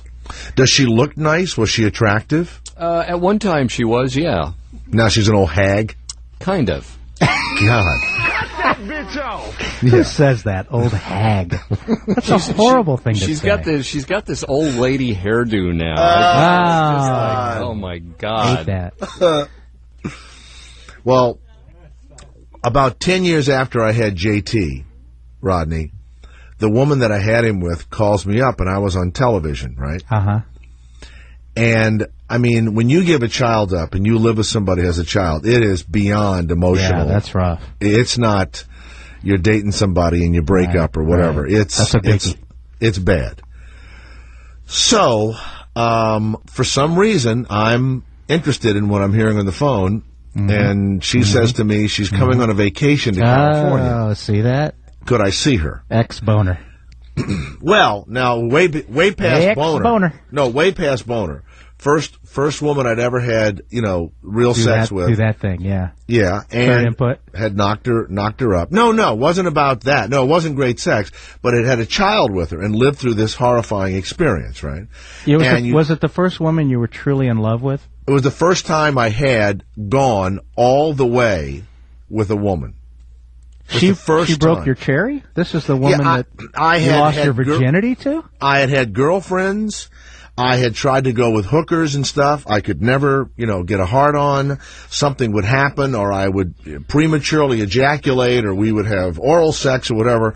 But no, I'd never had You never had intercourse until this woman. Yes. Well, you didn't tell me that. That throws a throws me a whole new wrinkle into the story. In fact, that's the most important part of the story. Now you're hearing from this woman that you lost your virginity to. And I was crazy about her at the time, and I think perhaps she had sex before. I mean, everybody says they didn't, but I'm sure she had because it was such a big deal to me, but it wasn't that big of a deal to her. Because I think the panel here at the Jay Thomas Show could determine pretty easily, and you can have a vote on whether she had sex before, if you would kind of give us the Reader's Digest version of what happened. She had a hometown when you lost boyfriend. Your virginity. She had a hometown boyfriend that was a famous baseball player. Really handsome. Well, I think we can vote right now. Right now. He was the king. It's like Jeopardy. I'm pushing the button. He was the king of the homecoming court, and she was the queen. Well, when you had sex with her, when you were losing your virginity, was it painful for her a little bit? No. Well, she didn't take it. I'm going to go to panelist Leon and say, Leon, the first time, isn't it a little bit painful? What were you saying about dead air the other day? I didn't hear you. I'm sorry. Well, Jay said that when he lost his virginity... Can you go to bed with a virgin and it isn't bloody and hurts? It's painful. When my first time, there was no blood. Was there any pain? Was it uncomfortable? There was a little bit of pain, but I had been doing gymnastics and danced my whole life. Yeah. So supposedly it pops at some point. I don't know. Yeah. It popped it? I mean, there was never blood ever, so I don't know. Okay. But it wasn't a big, painful experience? How many times have I heard the horseback riding excuse? Okay, Leanna, way to go with the horseback thing. I haven't heard that in 30 years, the horseback riding. Well, they've upgraded that to gymnastics. My mother said the same thing. Oh, my God, John, I rode horses as a child. And not sideways. I just don't remember it being this awful experience. I remember it being actually pretty good. Was it romantic? Yes, it was romantic. Where was it? It was in his mother's apartment on the couch. Ah, that is nice. What happened to my story? Lisa, well, hold on, Jay. At least it wasn't in the car. Hey, Garrett, what happened to my story? Okay, Rodney, here's the I'm rest sorry, of the it. attention came off you. No, I'll finish Let's go it. back, please. Let's not hear how Leanna lost her virginity. She took her Let's clothes not hear off. the details Wait of a that. minute. She My took her God. clothes off. I'm sure no one in our audience wants to hear the Leanna finish her story. And I'm going to let her go back finish to after Jay. this. Ready? And you'll tell me. She took her clothes off, but she kept her bra on. She put her arms over her chest, turned her head, and said, "Okay, go ahead." Was she embarrassed of her breasts? I guess. I don't know. How did they look when the bra was not on? Okay, fine. I don't remember anything odd You don't about remember the breasts when you lost your virginity? Mm-mm. God, I've got that burned into the jack bag, for Christ's sake. And so then, when I came, I jumped around the room and whooped and went, woo, woo, like that. That's hot. Liana, did anybody ever sleep with you? And after they came, they jumped up and down around whooped? and They woo, whooped? woo, like that. Anybody I don't ever do remember that ever No, happened. Did they ever like try to high five you or anything? No, I didn't. No, maybe If a the smack high on the five- butt. A smack on the butt? That's Smack pretty on the good. ass. Come on. Okay, all right. So she comes out to...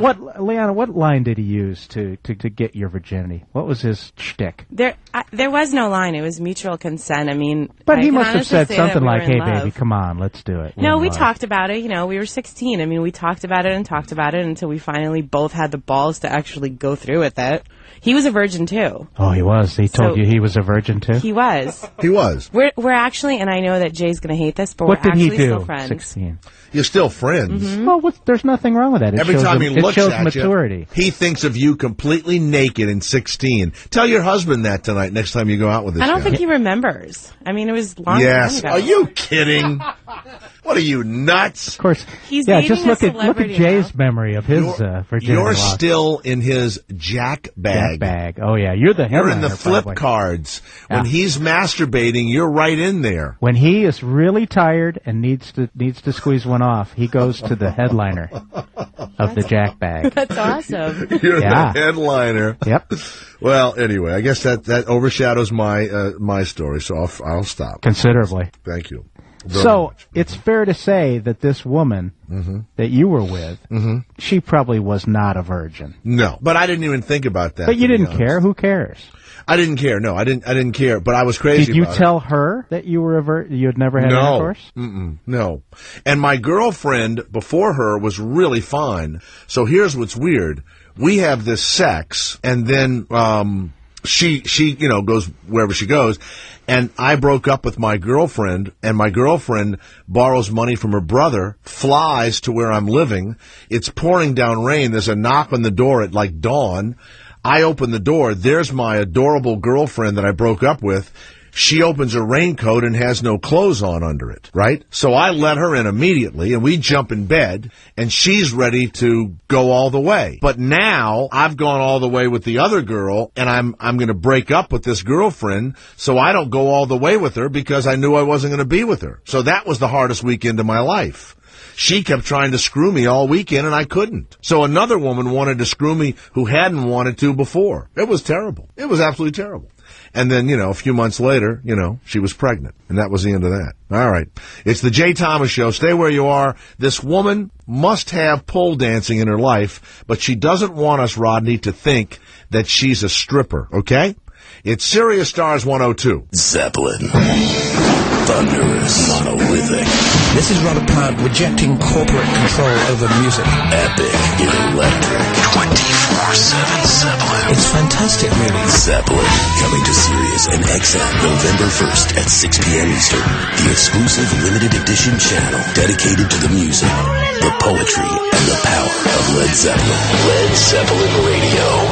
100% commercial free on Sirius 12 and XM 39. If you own a company, listen to this case study on how to double sales. I got a $1 billion client of mine to implement a vastly improved appointment setting approach that took them from getting 2 out of 10 appointments to getting 8 out of 10 appointments. This groundbreaking appointment setting approach will radically upgrade any company's ability to reach up to 9 times more clients with the same resources you're already using. Most companies aren't even a tenth as effective as they could be if the CEO learned the concepts taught in Chapter 4 of my #1 business book, The Ultimate Sales Machine. And we'll give you that chapter for free if you call us at 800-913-0600. My name is Chet Holmes, and long before I was a best-selling author, I was in the trenches doubling sales of every company I ever ran. I didn't realize at the time, but I had discovered some unique approaches that radically upgrade the skills of any CEO serious about taking their game to the next level. We'll give you those secrets for free if you call us at 800-913-0600. Call us and you'll get Chapter 4 of my best-selling book, and you'll get 9 amazing reports that will dramatically reshape and improve 9 areas of your business. Leave us a voicemail with your email address, and we'll email you the reports. Call 800-913-0600. This is a real estate auction alert brought to you by Williams & Williams, where you can bid on real estate with nominal opening bids as low as $1,000. Williams & Williams, the largest real estate auction firm in the U.S., is selling over 2,000 properties nationwide through November with nominal opening bids starting as low as $1,000. Auctions are going on now. Visit WilliamsAuction.com for open house dates and times. Hundreds of properties are available nationwide for online bidding at WilliamsAuction.com. Registration is free. The sale includes many investment-grade premier single-family, multifamily, land, and commercial properties. Cash and personal checks are accepted for the 5% down payment required day of sale. A 5% buyer's premium may apply. For complete terms and conditions, visit our website at WilliamsAuction.com. Text the word auction to number 23333 or call Williams & Williams at 800-801-8003. That's 800-801-8003. Dancing, dancing, dancing.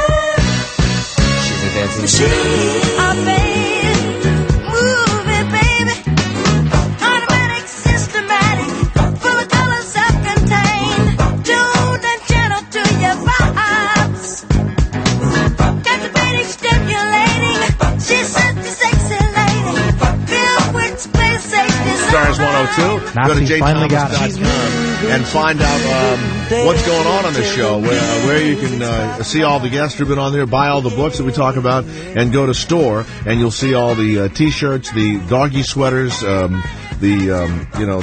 mouse pads, the book packs, whatever you want to buy, and bumper stickers. You can make them into anything. You want to find out about Rodney Lee Conover, go to bachelorman.com, and you can go to is it Netflix or iTunes or something, and get that right now, Rodney? Is that happening for you? Oh, yeah. Yeah, okay, it's all happening. Stephanie, is it Babinez? Is that how you say your name? That is correct. Babinez. Welcome, Stephanie. I've been following this story. Go to ohmyyou'regorgeous.com or xxx-ursize.com. You were this dance instructor, and you got caught up in some sort of federal lawsuit. Rodney Lee Conover is here with me. He is an attorney at law, by the way, from Chicago, Illinois, University of Chicago. You ever heard of that school, Stephanie? Yes, I have. Right. And he had never heard of a more ridiculous federal suit than this. Rodney, say hello to Stephanie. Hi, Stephanie. Hi, how are you? How would you, a woman who was teaching pole dancing, and not to be sexual, you were doing it as an exercise program, correct? Mm-hmm. Correct. That's right. And you've even sent us a little email here that said you didn't want to be, I'll read it right here. You started a pole dancing class, and you're very nervous that someone's going to think you're a wannabe stripper. Yes. We never thought that for 1 second. Good. I'm glad to hear that. Because you'd have just gone to a strip club and done it. Why would you have opened a class? Right. Yeah. And made a lot more money stripping, probably. I don't know about that. Okay. All right. Now, how did you get into a federal lawsuit about pole dancing? Tell us and attorney Rodney Lee Conover. Well, I've been doing this for 3 years now. I've been teaching people's homes and giving private lessons and working out of a few other studios, as well as training with a number of people that have also worked in the same type of area, meaning teaching pole dancing for fitness throughout the last couple of years. My clientele has grown tremendously. With that, it's turned over to the fact that I need more space for my girls. So I found a space that I live in a small town about 20 miles north of Cranberry, and found a location about... What is the name of the town, and what state are you in? You're in Pennsylvania? I'm in Pittsburgh, Pennsylvania. Mm-hmm. And I live about 20 miles north of Pittsburgh. Mm-hmm. And this studio is located in Adams Township, but the city is called Mars, just like the planet. You're in Mars, and they would see the pole dancing going on, and they became upset because it was sexual? No, that's not really what happened. First off, you can't see in the building, so it's all private and it's secure. It's all about privacy. But what happened was that I just applied for a permit to open the studio, so I've never was able to be open until like last week. So I applied for the permit, and the permit was denied. So I just actually went through the standard appeals process, which is appealing to the supervisors, appealing to the zoning board, and each time I was denied. And the final time, my only option was to appeal the zoning board's decision, which I did from there. So, Rodney Lee Conover, how would you have defended Stephanie Babinez, the 30-year-old dance instructor, had no sexual feel? Do you have tattoos on your body, Stephanie? Maybe. You sure that none of this was sexual, huh? Well, with the does a tattoo have to do with anything sexual? Oh, nothing. Go ahead, Rodney. You may ask the next question. Go ahead. Nothing. Oh, nothing. Well, I'm curious about any legal liability you might have if any of the your customers, are they called exercisors or you just clients? What do you call them? Clients. Okay, clients. If any of your clients were to slip down one of these poles and hit their heads, what sort of insurance are you carrying? Is it any different than any other dance studio? Yes, my insurance is different, but I'm not going to get into specifics. Oh, of okay. that measure. So, but yes, I do carry insurance. I do carry insurance special for the poles and the places like where we go and what we do with them, and the fact that it's not your traditional stair stepper or yes. Treadmill. It would seem to me that you'd have to have some specialized verbiage. Yes, I have a special policy for that. They could slip down these poles after these poles become slippery. Well, no, not necessarily. But the other thing is you also have to consider, which a lot of people don't ask, there's a very small group of people that are actually trained to be certified instructors to teach pole fitness. And there's only you have a certificate of pole dancing. You're a certified pole dance instructor. Correct. So there's only a small group. So there's other people around the area. Who is the president? Is Morgana or Busty Morgan the president of that club? No, actually. Who is the president? The woman who actually started pole dancing for fitness, her name is Fania Monday, and she's actually the woman who pioneered pole dancing for fitness and created the first fitness DVD related to pole dancing. Fania Monday. Are there any other exercises related? I mean, the pole itself, the brass pole itself, although your operation is not, I don't mean to imply whatsoever, but the pole itself is normally associated with a strip club, and then they swing around. It's a vertical ballet bar, and nothing says that our poles in there are brass either. Oh, so okay. What are they made of, generally? You have to be very specific about what they are. These are actually professional poles that are installed in nothing more than a vertical ballet bar that are attached into a base in the ceiling and a base in the floor, or in some cases they have tension-mounted poles. Okay, so but they would originate from that practice. I mean, that's where it originally came from. Now it's a ballet pole. The vertical ballet pole. Vertical ballet pole. Vertical ballet pole. Are there any other? Are there any other exercises? You're asking the lawyer. Isn't it amazing, the lawyer question, Stephanie, the way these guys can answer the question? Isn't it unbelievable? I think I'm doing pretty good myself. You're doing great. Excellent. You were well trained. I didn't even. You she's got me on vertical ballet Mr. pole. Thomas, she's obviously been through legal cases like this because she has all the answers, and it makes me. It makes my heart sore, actually. But it does make me also extra curious about these exercises, because one is the vertical ballet pole. Now, are there other exercises in your pole dancing class besides working the ballet pole? Absolutely. That's not what it's all about. I mean, you need there's a lot others. of physical upper body strength and core strength, which a lot of people just do not have. So these classes are intended to change and sculpt Right. Body, about building up muscle groups that necessarily you don't work out anymore. You know, as we get younger, you went to a jungle gym and you could hang on the monkey bars and flip yourself upside down. As we get older, we don't have that flexibility. Are there other pieces of equipment in your studio, like a couch or anything, that you have other exercises? We use a little bit of resistance bands, and we use small hand weights and sometimes small ankle weights. But we also do a lot more. You know, pole dancing is the buzzword for this case. There are so many other classes that I do in my studio that... is there lap dancing classes? We do belly dancing, salsa, and hip-hop, and hula dancing, and hoop dancing, which is a hula hoop, weighted hula hoop, which is belly dancing, and that. I do yoga classes, Pilates, there's an abs class, there's an upper body strength class.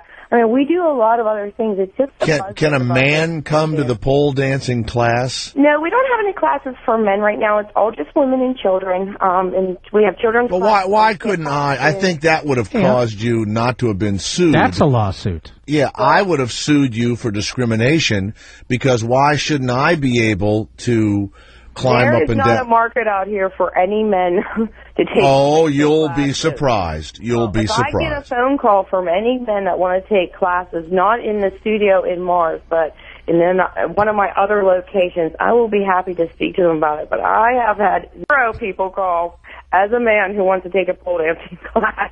let alone, I'm not going to put men and women together. Why not? Where a lot of women are coming out to maybe increase their confidence and maybe feel a little bit awkward at first doing this. You know, they're not sure what to expect. Like, see, that makes it sexy, Stephanie. That's the problem. That's the problem. I think that if it had been men and women, you would never have had a lawsuit. I doubt it. I highly disagree with you. What was the lawsuit about? What were they saying you were doing I'll tell you, wrong? we'll come back. We'll come back with this. It was a federal lawsuit. The American Civil Liberties had to go to court for her, and she's just able to go to ohmyyourgorgeous.com. ohmyyourgorgeous.com. And you are gorgeous, by the way. And I see that tattoo. It's on your website. I see it. You might see a little bit of it. Gigantic. It goes across the lower of your back, doesn't it? It goes across my back, but I wouldn't say it's low. Looks pretty low to me. Well, that's maybe because of the angle of the photo. Go to XXX-Ursize.com. It's the Jay Thomas Show. The federal government tried to stop pole dancing, and they can't. In Morris, Pennsylvania, Sirius Stars 102. This is Barbara Walters. Join me and Bill Getty for that big night Monday on the eve before the election. Our guest will be ABC News Chief Washington Correspondent George Stephanopoulos. That is Monday at 6 p.m. East, 3 p.m. West on Sirius Stars 102. You'll get the real lowdown.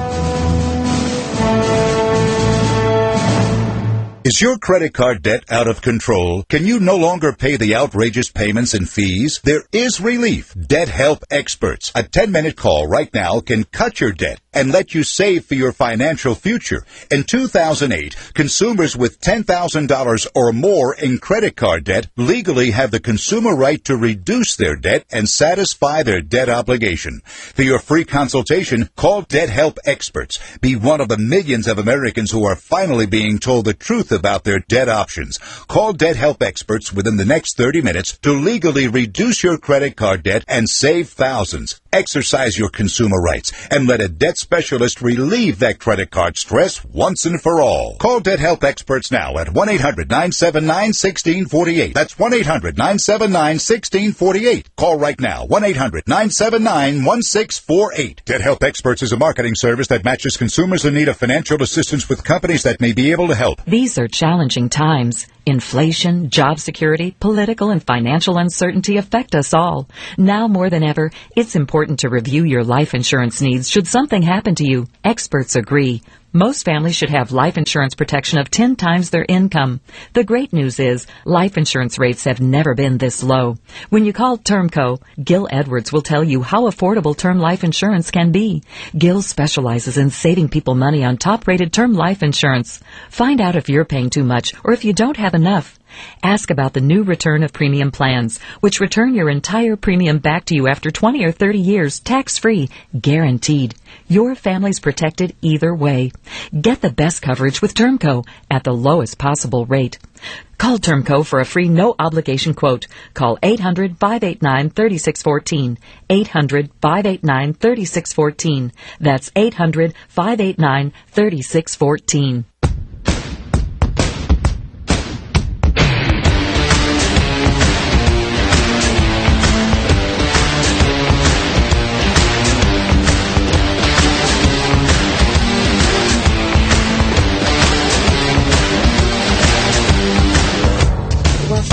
The Jay Thomas Show. Go to ohmyyourgorgeous.com or xxx-ursize.com. Now, when I go to ohmyyourgorgeous.com, nothing comes up. Why is that? Why is that? Is it a hard one to get? Y-O-U-R-E.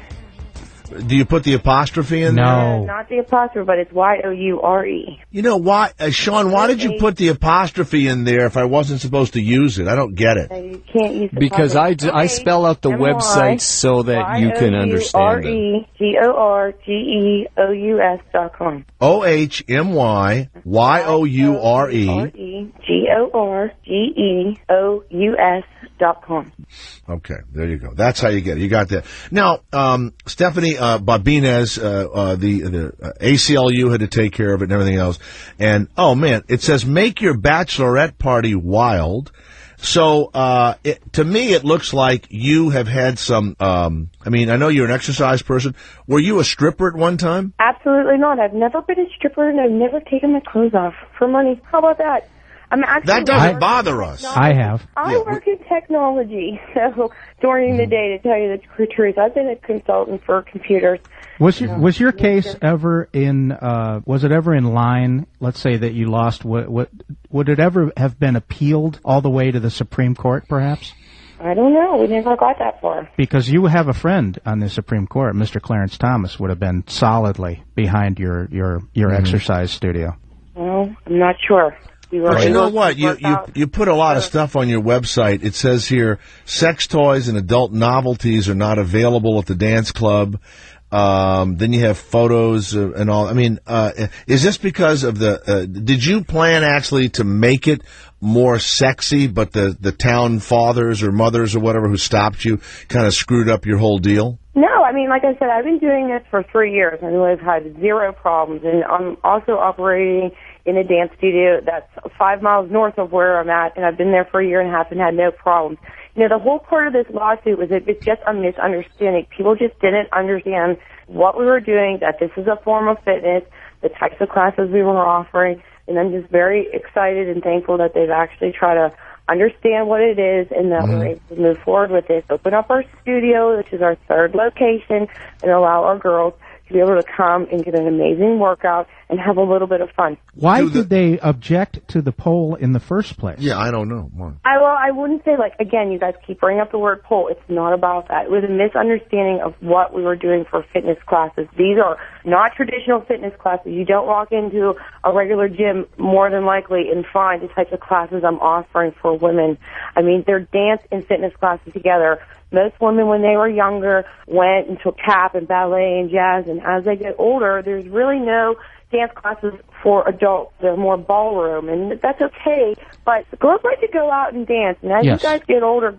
My question was, why did the town object to it? That's what I said. It's all a big misunderstanding, so I don't know what they were... You had to get lawyers. It's a federal case. They made a federal case out of it. In their suit or in their reasoning for not letting you get a license or whatever they did to stop you, what did they use as an excuse? What was their complaint? They said that my logo had a stiletto heel in it and that my colors on my website were pink and black.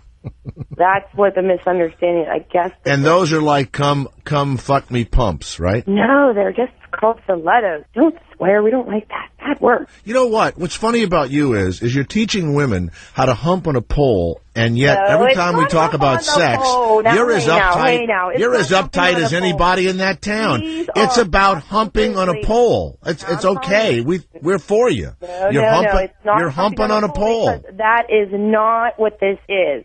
Period. End of story. It is not. Then why doesn't your website have big fat women in sweatsuits humping on a pole? Because you won't see any women humping on a pole. What you will see, though, is some amazing aerobic athletic ability as people get strong enough to do pole tricks. And if you go to some of the other pages that link on my webpage to my MySpace page, you will see the types of clients that we have. And you will see everyone from 21 years old to 88 years old. Well, I'm going to read. It says, Steph has changed my life. Right. I can now hang on a pole and spread my legs just like... No, it does not. Now, it doesn't say that. Somebody... You know what? I must have just sent that. I must have just sent that one into... Do any strippers come there as a workout? Like a comedian would go to a small club and work out his act, or a football player would run around a track and work out before he plays in the game. Do any strippers come and work out at the club? Not really. These are just for regular, average women just like myself, who just want a different form of fitness. Here's one. My son was the hit of the summer pool party with his pole moves. No, that doesn't say that. Now, you better start reading these right, because that is not what it says. What does it say? What is it? Was the hit of the summer pool party with your hip-hop moves from our dance class. I teach children's hip-hop. Stop right now. Okay, here's one right now.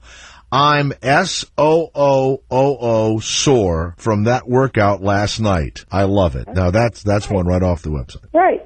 So, it's an amazing workout. Most girls have a really hard time. I just wish you could say it was sexy and fun and athletic, and I don't understand why you're being so defensive. It is all about that. I don't want it to be misconstrued as something that it's not.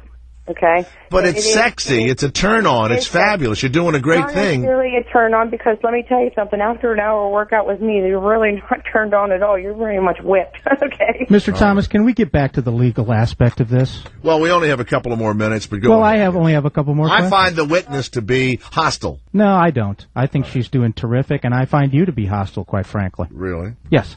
I would like to ask the witness, the guest.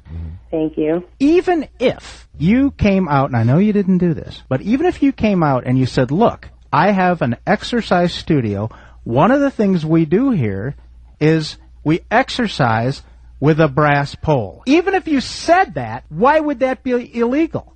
I don't think that it is illegal. Then why would they be able to stop you? I don't know. Well, they must have said something. It can't all be about the website. I'm telling you, I mean, you can read the complaint for yourself. It's out there. Well, give me the Reader's Digest version of it, so our listeners don't have to go, Reader's Digest version is that there was a misunderstanding as to that my colors are pink and black, that I have a stiletto shoe in the Well, what does that have to do with the exercising? It violated, I'm going to read it. Are you ready? It violated a zoning ordinance that had to do with sexually oriented businesses. Now we're getting somewhere. In the city limits, or the little town limits of Mars, Pennsylvania. Is that not correct, Stephanie? It is correct, and since I am not a sexual business, that I have every right to be there.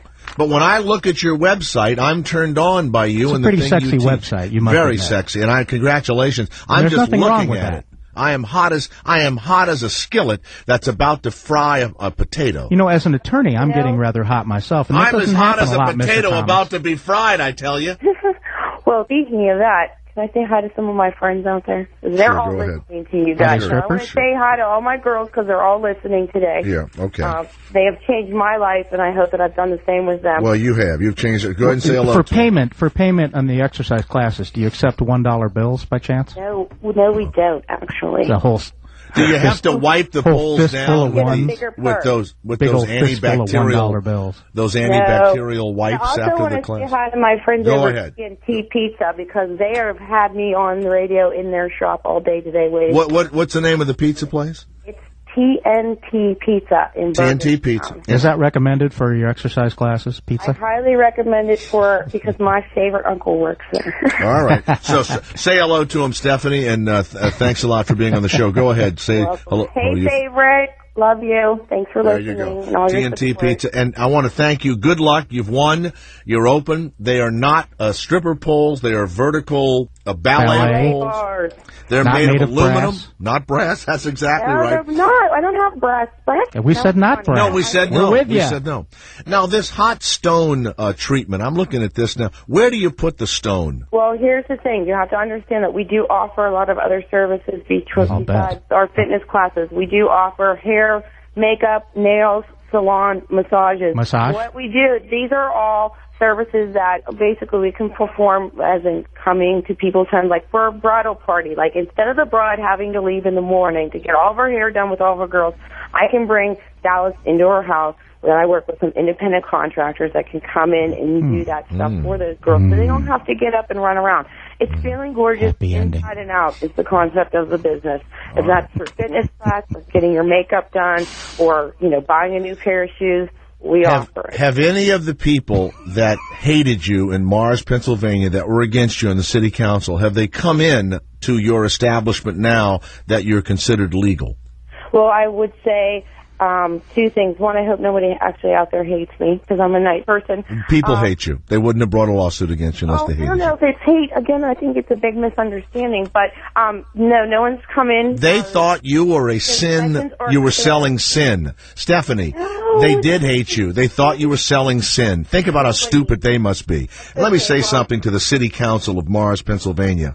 What an evil group of individuals you are. What a horrible, evil group of individuals. Be nice.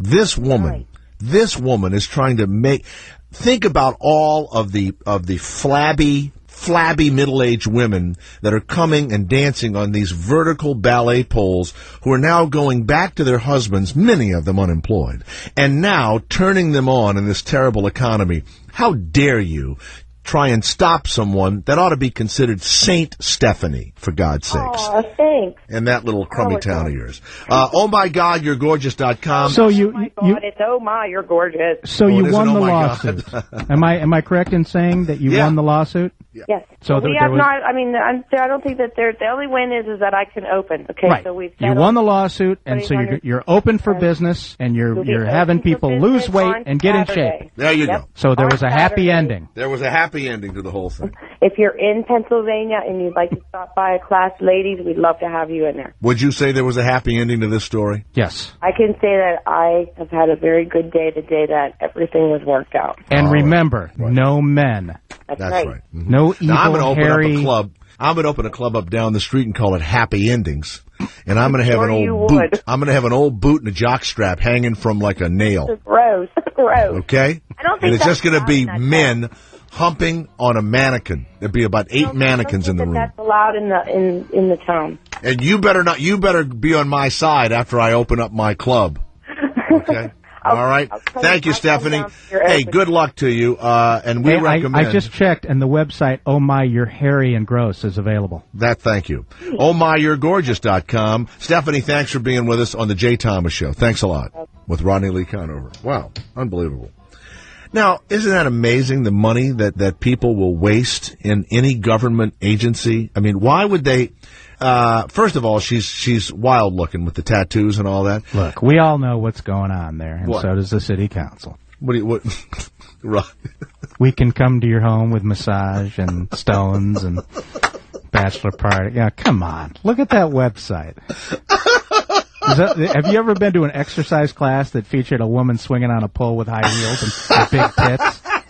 I mean, have you? You go down to Bally's and there's some broad spreading her legs and with a G-string. I miss that over at Bodies, in Motion. Where do you go, Jay, for fitness? Erotic fitness classes. You go there? They're pretty expensive. They're $135 for 3 hours. Look, we all know what's going on. Multiple sessions. You have to call for multiple. the rates. See the code words? Multiple. You can learn pole play. You know what the funniest thing I've ever... Yeah. You know the funniest thing I've ever heard in my life? What? It's not a pole. It's a vertical ballet. What'd you call it? It's a vertical ballet pole. That's what Did she call say it. the word pole? Because she seemed to object when we said ballet pole. bar? Bar, It's a yeah. Vertical ballet bar. First of all, there's no such thing. Second of all, I don't see anything on the website having to do with ballet. Andrew, the Jay Thomas Show. Yes, Andrew, how are you? Hey, Jay, I'm doing great. How you been? Good, thank you. Hey, I was calling about your luggage situation. I usually call you from overseas. I happen to be in the States this week. Mm-hmm. I've had both of the same situations that you guys have had, and there's a resolution to it, and there's legal rights that you've got. If you look at the back of your boarding pass or your ticket, there's a certain level of liability that they have, and also your homeowner's insurance will force them to pay, because on your homeowner's insurance, you have a theft coverage that covers your goods when you travel. Crap. If ever there was Where were you 2 years ago when I lost my computer? But hold it a second. If ever there was someone that called up in the middle of something really fun to talk about and completely took the air out of it, it's you. We were just talking about pole dancing and this woman and her website and bachelorette parties. I wasn't thinking about the luggage. I just started feeling good. Well, I just called to ruin your day. I'm sorry. Well, thank you. You did it. Anytime. You listened to all the pole dancing stuff, and all you could talk about is my stolen luggage. Yeah. Didn't you have a pole in your luggage? All right. There was a pole at the airport. It's the Jay Thomas Show. Listen, by the way, Rodney, all the folks at TNT Pizza, they're in Mars, Pennsylvania, tuning in today. It's Sirius Stars 102. Let's talk pizza. All right, sure. Who had the large sausage? It's not a sausage. Oh, it's a vertical. It's a vertical pole. Ballet. It's a vertical beef jerky. Come up with It's a vertical beef jerky. It's Yeah. not a pole. Yeah, that's right. Oh, God. Here we go. What's another ballet besides Swan Lake? Madam Butterfly? BBC Radio 1 presents The Killers, live at the Royal Albert Hall. Hello, this is Brandon Flowers from The Killers. And on Monday, about 137 years after it was opened by Queen Victoria, we're finally coming to play the Royal Albert Hall. Sorry we're late, Your Majesty. This Monday, we'll bring you one of the biggest bands in the world from one of the country's most breathtaking venues, the Royal Albert Hall. The Killers, live on the UK's legendary music station, BBC Radio 1, Sirius Channel 11. Computer security threats such as spam, spyware, viruses, pop-up ads, and hackers invade your business every day through email, instant messaging, web browsing, and your company's website.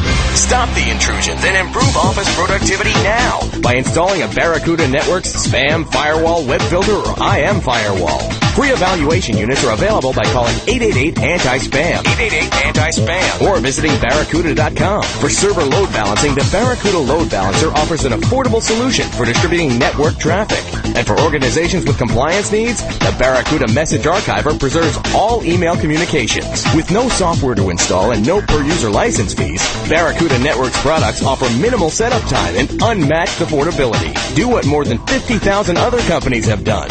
Reclaim your network with a Barracuda Networks firewall. For a free evaluation unit, call Barracuda Networks, 888-ANTI-SPAM, 888-ANTI-SPAM, or go online to Barracuda.com. The best of XM on Sirius. South pass, Garnett diving and hangs in the air, throws it off the window and in. This is NBA Commissioner David Stern. Last season was one of the most exciting and competitive seasons in our history. It was a year full of extraordinary NBA milestones, the coming out of our young stars, the miraculous turnaround of the Boston Celtics. 22 years, but the game's original monarchy has regained the throne. Who captured the franchise's 17th NBA championship. As the 2008-2009 NBA season tips off later this month with the best of XM on Sirius Radio, fans can listen to complete NBA action right here. Add the best of XM to your Sirius subscription and you'll get NBA games, all PGA Tour events, college sports, and more. The best of XM is available now. Call 888-7-BEST-XM. That's 888-723-7896. Or go to Sirius.com. Available to U.S. subscribers only. The premium radio coverage of the NBA, the best of XM, is now available.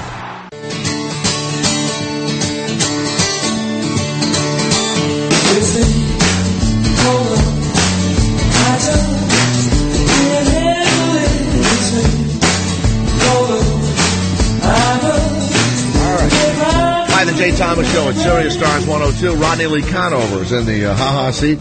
And let's go to Mike in Destin, Florida. Yes, Mike, how are you? Hey, Jay, how are you? It's nice to talk with you. Yeah, good. Hey, Rodney, how are you? How's your health? Everything good? Good, thanks. All right, listen, you were talking about Frampton. One thing I want to say, if you were porking chicks to Frampton's music, you didn't last very long. Were you a good lover, Rodney? There's a song on that 8-track. Do you feel like we do? Do you know how long that fucking song is? Yeah, but look, hey, Barry That White song, Mike, was so long that the tracks actually changed in the middle of the fucking song. No, I understand. Now, that makes me a pretty hardcore lover, my friend. If you stuck in there that long, I'll take my hat off to you. All right, take it off. Okay, I love it. You know, the first time I heard that song on the radio and not on the 8-track, I was surprised when I didn't hear the, it's like, where did the percussion go there?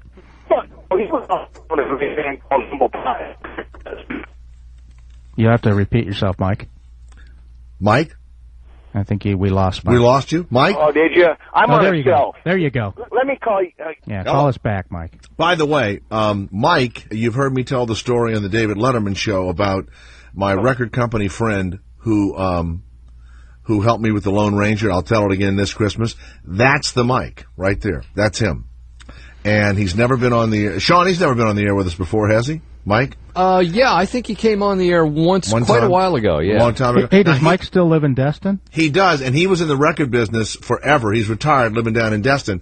But when you see, I can't talk music like you guys can. He will know every song, every word, every blip. Well, ask him about Joe the Plumber dropping a Oscar in Louisiana. Oh, this is my guy. The Jay Thomas Show. You don't know Oscar in Louisiana. I do too. He emails me. Oh, he does? Hey, Oscar, how are you? Do you email Rodney Lee Conover, Oscar? Oh, yeah, man. Rodney's a man. I see. Cool. Yes. How's yes, it sir. going? Good, thank you, Oscar. Where are you in Louisiana? I'm in L.A. Oh, Los Angeles. Thank you. Yeah. I'm sorry. When you're Oscar LA, of Los Angeles. I know Oscar. You talked to Cheech when he was on here. That was one of the most exciting days of your life, wasn't it? That's right, and him and Chong are gonna be at the casino down in I think Palmdale or Palm Springs or something pretty soon, like the 30th of August. Yeah, they're going to be in San Diego, Palm Springs, and I think they're going to be at the Chumash, Jay. Yeah, if you go up, the Chumash is they only were just 45 in Vegas minutes. when I was there. Yeah. Well, I may go to the Chumash and I'm see. gonna go to it. I'm gonna try. Okay. Should be good. Hey, man, it's been a while since I called because I had a girlfriend, but then I broke up with her. So I'm sorry. So you were so depressed. You going to be friends with her though, even though you broke up? Yeah, she's okay. Yes. Yeah, she's She didn't cool. like the show though. I don't know why. Yeah, I'm glad you got rid of her then. The hell with her. That's right. Did you argue Love about the Oscar, show? love the show. Oscar, did you guys argue about the show? Was that one of the reasons you broke up? Actually, we did. I said, how can you not like it? Well, she likes Big Boy and stuff like that. She don't like she's probably just don't get it. That's who Jay got replaced by in L.A. At 92 KTU, Big Boy, who's now 120 pounds. It wasn't at No, at Power 106. KPRW. I've been replaced so many places by so many people named Big something. And Big Boy's not even fat anymore. He's skinny now, he's isn't he? Skinny boy. Yeah. She liked Rick Dees a long time ago too. Oh, well, there you go. Come on. I think that says it all, Oscar. You know something, Oscar? Hope you got some. You are much better off without this idiot, okay? Okay, can I be honest with you? Good God. But I was getting laid. That's it. Yeah. And while you were getting laid, were you telling her how much you liked Rick Dees and everything to keep it going? I was thinking about checking out that song you're talking about, how long it is, the Peter Frampton song. Oh, yeah. Do you feel like we do? Get it. It's like 15 minutes long. It's great to fuck to. Yeah. Hey, I thought of a T-shirt for you guys, too. I was going to tell a story because you guys were talking about, like, the birds and the bees, but I want to tell you this T-shirt. Hey, have it say Acorn, and then maybe it's too long. Like, put Acorn and then put, I registered to vote 25 times, and all I got was this T-shirt and 5 cigarettes. Sean? I like the 5 cigarettes part. Sean, It's too late. It's too late now, but it's 5 funny. cigarettes. Acorn, I registered 25 times, and all I got was this T-shirt and 5 cigarettes. Sean, what do we have for Oscar of Los Angeles? Sean Kelly, give him a good gift now. Give him a good gift, Sean Kelly. What do we have? Liana, you got to find this. Oh God! Congratulations, Oscar of Los Angeles. Yeah. From the producers of Hot Body International. All right. Cabo San Lucas, Sexy World, Mexico. It's a DVD of naked women. Man. Oscar, enjoy that. You'll be watching a DVD of naked women, Oscar. All right? Yeah, Oscar? Yeah. Yeah, you still there? Yeah, I'm here. Hey, that goes right into the story. Do I have time? Sure, go ahead. I when I was 18, I was working at Ready Crete, this place where I bagged cement, and a forklift driver hit me against the fence. Wow. And my knee got all swollen, and I had to take pictures of it for like workman's comp. And so I got naked after the shower, and I started taking pictures of my knee. And then I got carried away and started taking pictures of like everything. And then I started jerking off and taking pictures of me jerking off. And then I forgot about the film, and I stuck it away in my closet. And about a year and a half, 2 years later, my mother calls me. She says, I got your film. I got your pictures. I said, what pictures? And she said, I got your pictures, and they're nasty. And I'm like, what? And I could not figure out what she was talking about. What are you talking She thought it was of a woman. And then I didn't know what the hell. Yeah, I thought it was like, Playboys or something. When I went down there, she gave them to me. I was like, oh, fuck, shit. That was like embarrassing. So she said I was going to call you earlier, but she walked in and I didn't want to tell the story. You were more Cheech than Cheech is, and That's I'm right. not kidding. You are the Cheech. He is imitating Oscar and Chong. because Cheech is really like a white guy almost. I mean, I know he's Mexican and all that, but you were more Cheech than he is. Yeah, but I don't think he speaks Spanish. I don't speak Spanish either too good. Wait That's a minute. all right. You have this accent. You're in America. But you don't speak Spanish. How do you have an accent if you don't speak Spanish? I don't have an accent. All right. You're right. You're right. That was a good story, man. Let's That's go to a great Ironhead. story, and that was an even better line toward the end of the other thing. Okay. Hey, one more thing, Jay. I saw you on YouTube on the Wally George. You was like in a boxing outfit. Wally George was 1,000,000 years ago, and he was way ahead of his time. He's dead now, but he had an American flag, and he would come on cable, and he would scream all of the things that basically Rush Limbaugh started doing. You right? Wouldn't you say, Rodney, if Wally George had started 10 years ago, he'd have been famous? No, he was a put on. No, he wasn't. You was on his show. You came out with the boxing and stuff. You was on his show with them. You were fighting them. That's exactly right. I came out with boxing gloves. You know, he's Rebecca Mornay's dad. Yeah, and Rebecca Mornay hates him, or he's dead. Hated him. She was doing a play once at the Pasadena Playhouse. He saw the play and then tried to get back to see her, and she got a security guard to remove him. That's true. Wally George, he's dead. Where did you get that? Why would they put that guy on? I saw that on YouTube. I just typed in your name. So you were on that, huh, Jay? I don't remember. Yeah, I maybe it was before you came on board, so I don't know. Well, Wally George, I haven't seen that. He threw you off or something. Get the hell out of here. Yeah, that's what it was. He was a crazy right-wing guy. College kids would go to the show and they would scream and yell, and he would bring people on and yell at them and throw them off the show and the whole thing. And you know, he was a sad character in the end. But later on, that became Fox News Channel. Jay, you're not with two hot girls. What? You're not that loved. What do you mean I'm not that loved? What do you mean? On the YouTube clip? What do you mean I'm not that loved? The comments are, this is the only Wally clip I can't watch. Thomas is way too annoying. Ain't that the truth? I always hated that jackass Jay Thomas. What a fruity bastard. He's a lady boy. He's a lady boy. He comes off as obnoxious and annoying, which may be why he never made it big. His tallest cheerleader appears to be male. I brought cheerleaders with me? Yeah, you had 3 cheerleaders right on your side. Hey, I forgot the comment, but it was good. Hey, hold it a second, Oscar. Hey, Garrett, thanks. You invited me on the show, right? Yeah, I'll tell you why. All right? Don't I look just like Wally? Wait a minute. Hold it. Hold it a second. Watch this. Ready? Here you go. Hey, let me tell you the truth. Hey, hold on, nitwit. Just a minute. The reason I had you on here, hold it, is to set the record straight. Go ahead. I happen to know that you are 68 years old, and he's had 4 facelifts. What do you think about that? Wally George giving you the runaround. I can't believe it. You know what I said? I said, watch this, okay? And you show him something? No, I don't know. I don't even know why I say that. I don't know. All right. Oscar, thank you very much. Enjoy your fabulous naked Mexican gift. All right. It's the Jay Thomas Show, and we have a little news here. Do you know how to hit the news button? You know how to hit the news button there, Liana? It says Jay, you know, the What news. happened to Pig Iron? Who? Oh, Iron Ball. What's Oh, I'm sorry. Maybe you didn't Somebody want it. named Go Iron ahead. Ball, right? Go ahead. Sorry about that. I always have trouble with people named Iron Balls. Is Iron Ball still on hold? He is. Before we go to the news, yes, Iron Balls, go ahead. Why do you call yourself that? That worries me when I get a call. I don't call myself that. Other people call me that. It's an old nickname. Goes back many years. Are you like a mafia, like one of those, Johnny, two penis mafalata? Are you one of those kind of? Nah. It was years ago in a bar. A tough guy in a bar. He went to kick me in the balls.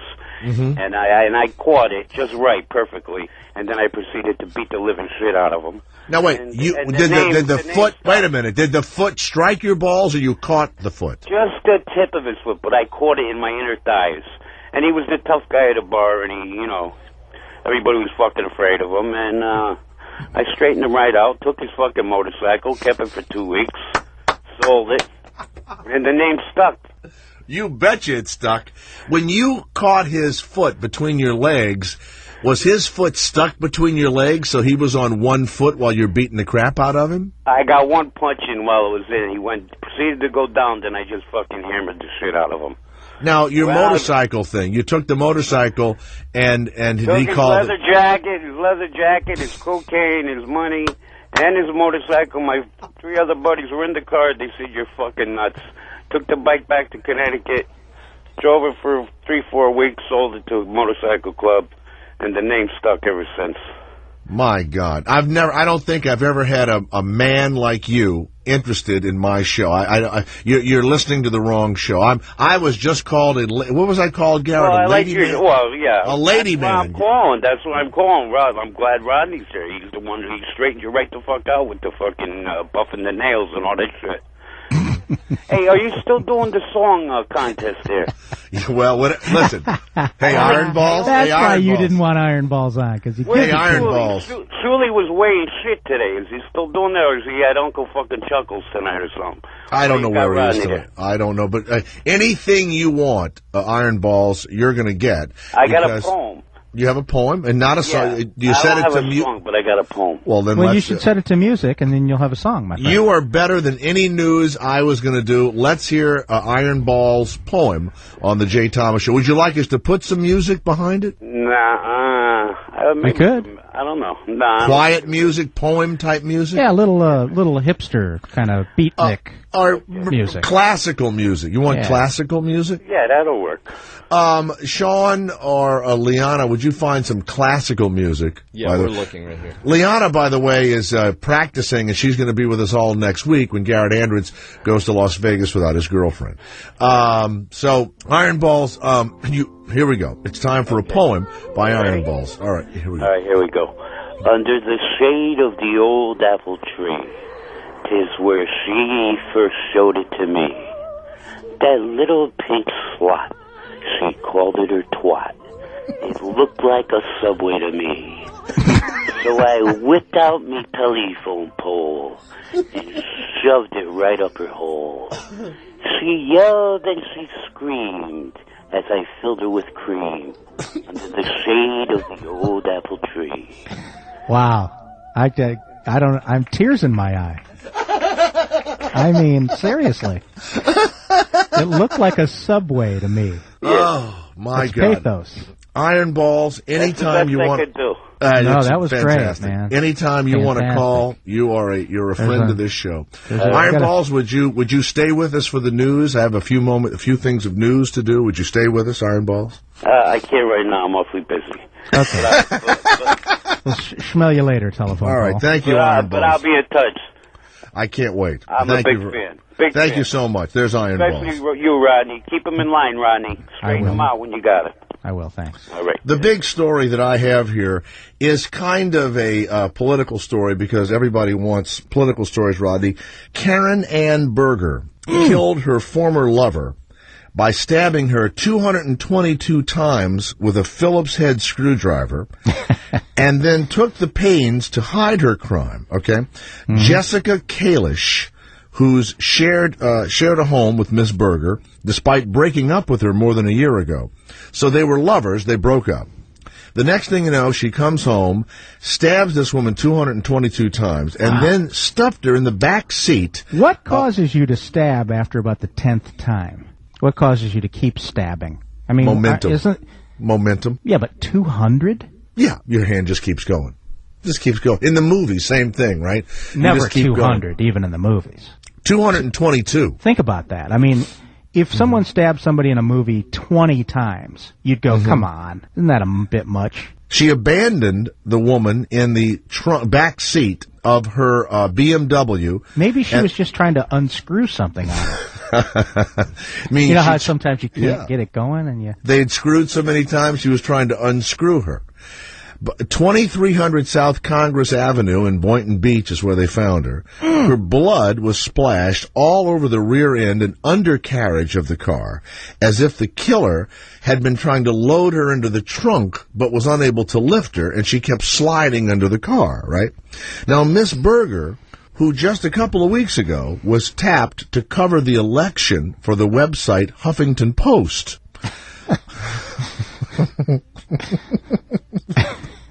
I don't know what's funny about that, but it is. Hey, Sean. You'd think she'd work for Craftsman Yes. or something.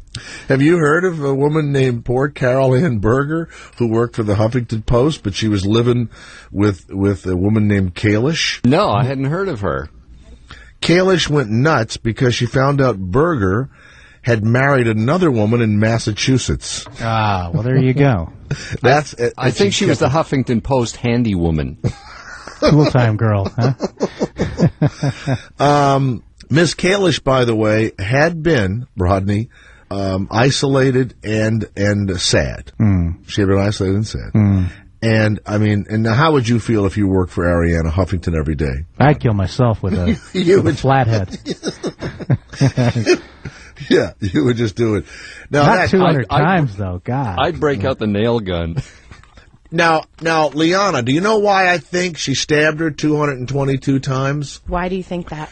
When you're a lesbian, okay, She said, you want to screw somebody? I'll give you a That's screw. right. You're a lesbian, and you know you're supposed to be with men, and while you're killing the woman that you've been with, the anger and the passion that you're not, with a man causes the extra 200 slashes. Got You it. asked earlier why I felt that way. I didn't even know this story was going to come over the, going to come over the wire. Okay, I had no idea. All right, Psychic. so there you go. Here is a strange one. After a group of doctors challenged a South Dakota law, Rodney, forcing them to inform women about abortions, This is always good for comedy fodder. it didn't stop the abortions from happening, right?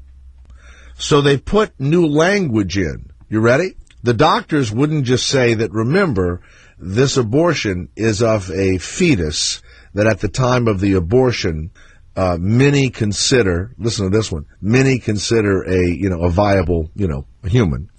They changed it because the abortions didn't go down in South Dakota. So they changed it to this. When the doctor's about to perform the abortion, he tells the woman, you are about to terminate the life of a whole separate, unique, living human being. How do you like that? Is that you're waiting for a punchline, or? Whenever you turn the show to abortion, it just people just can't wait to.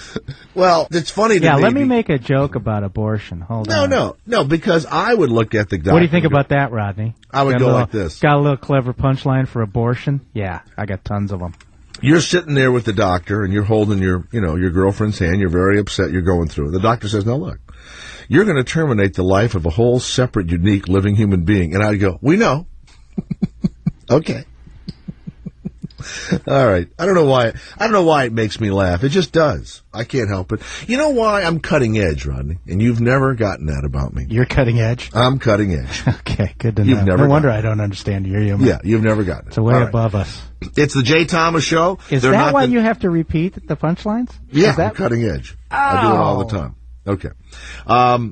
Stay where you are on the Jay Thomas Show. Mark Abrams will be here. He gives out these Ig Nobel Awards. These are real scientific awards. These are cool.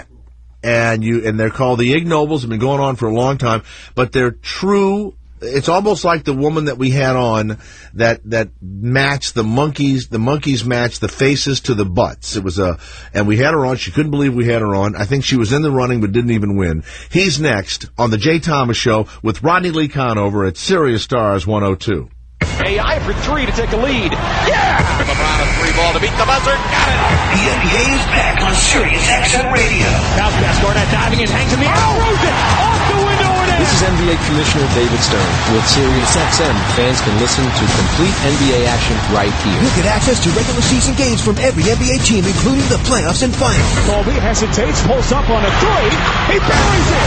Go to Sirius.com to find out how you can become part of the NBA action.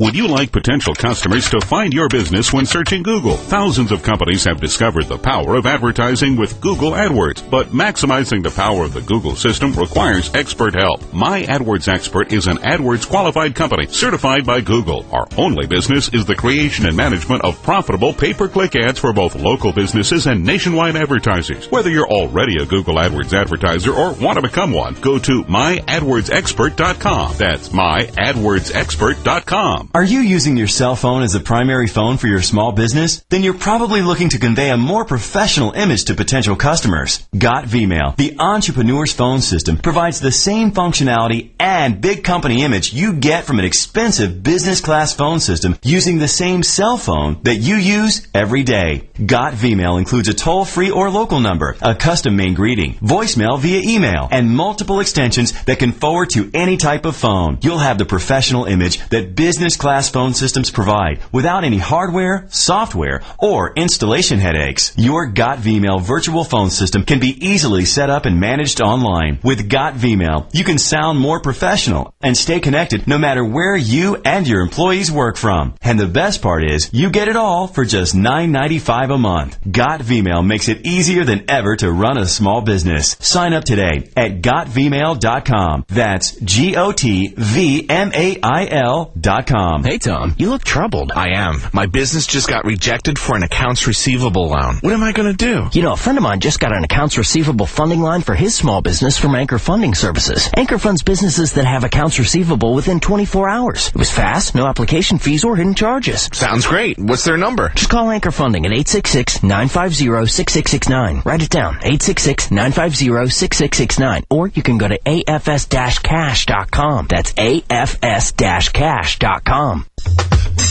Coca-Cola things, we don't know our names.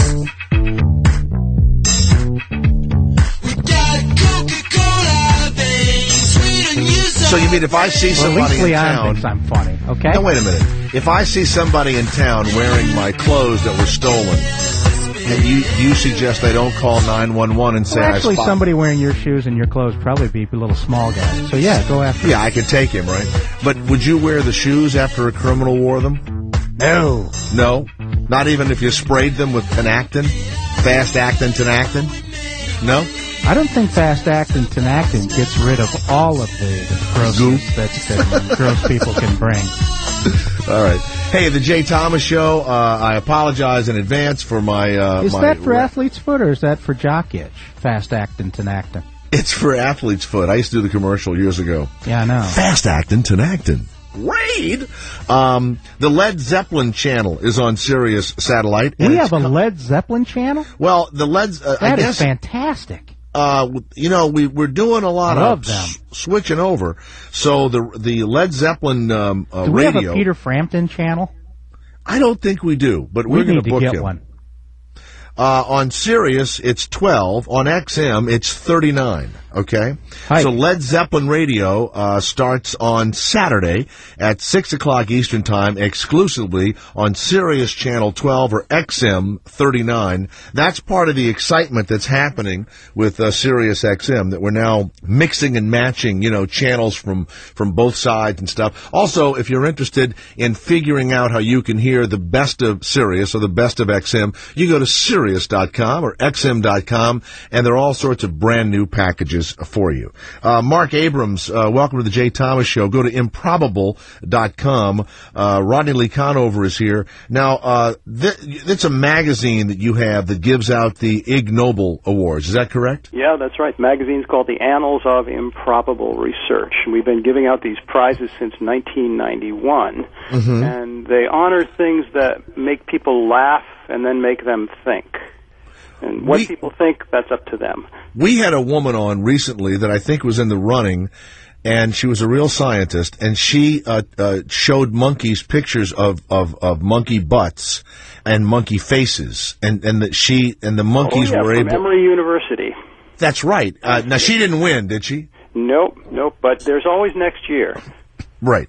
So what are some of the awards that you're giving out this year? And before we go any further, there's someone on Fox News that is saying he is going to host the awards, and you wanted to make sure that people knew he wasn't? There's somebody who's misusing our name, the good name of the Ig Nobel Prizes, a guy named Stephen Milloy, who writes a column for Fox News called Junk Science. Right. And, seems like it's pretty well named, that junk science thing. Anyway, he's attacking... 76 Nobel laureates because they're for Barack Obama. So he has nothing to do with us, and he certainly has nothing to do with the Ig Nobel Prizes. Did you not copyright Ig Nobel? Yeah, we did. Ig is trademarked. Okay, you can sue him then, right? I'm not sure I'd want to go near the guy. Okay. So I heard the tail end of your discussion about when you see a criminal walking down the street wearing your sweater. I just had my clothes stolen by a criminal, and they found the tape of the criminal at the airport and everything. But I live in a small town, and I know I'm going to see the guy, right? See the clothes. Is this criminal devoted to stealing only your clothes, or does he do other things too? Well, we were thinking he'd have to be short, balding, and need cholesterol medicine. That's what we got him down to the other day, because I don't know what no, a big guy stole it, but he's going to hand these clothes out to his, criminal friends, right?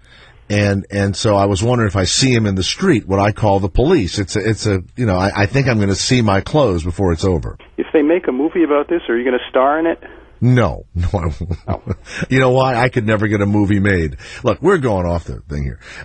So now, one of the things we brought, that you brought up here, and you're Harvard educated and all that, but these people these are real scientists that the regular scientific world, doesn't think the science is important? I wouldn't say that. Most are scientists, but we also give out an Ig Nobel Peace Prize every year and a Literature Prize and an art. We gave just to give you an idea of the span of this, we gave out the Ig Nobel Peace Prize a couple of years ago to the man who invented karaoke.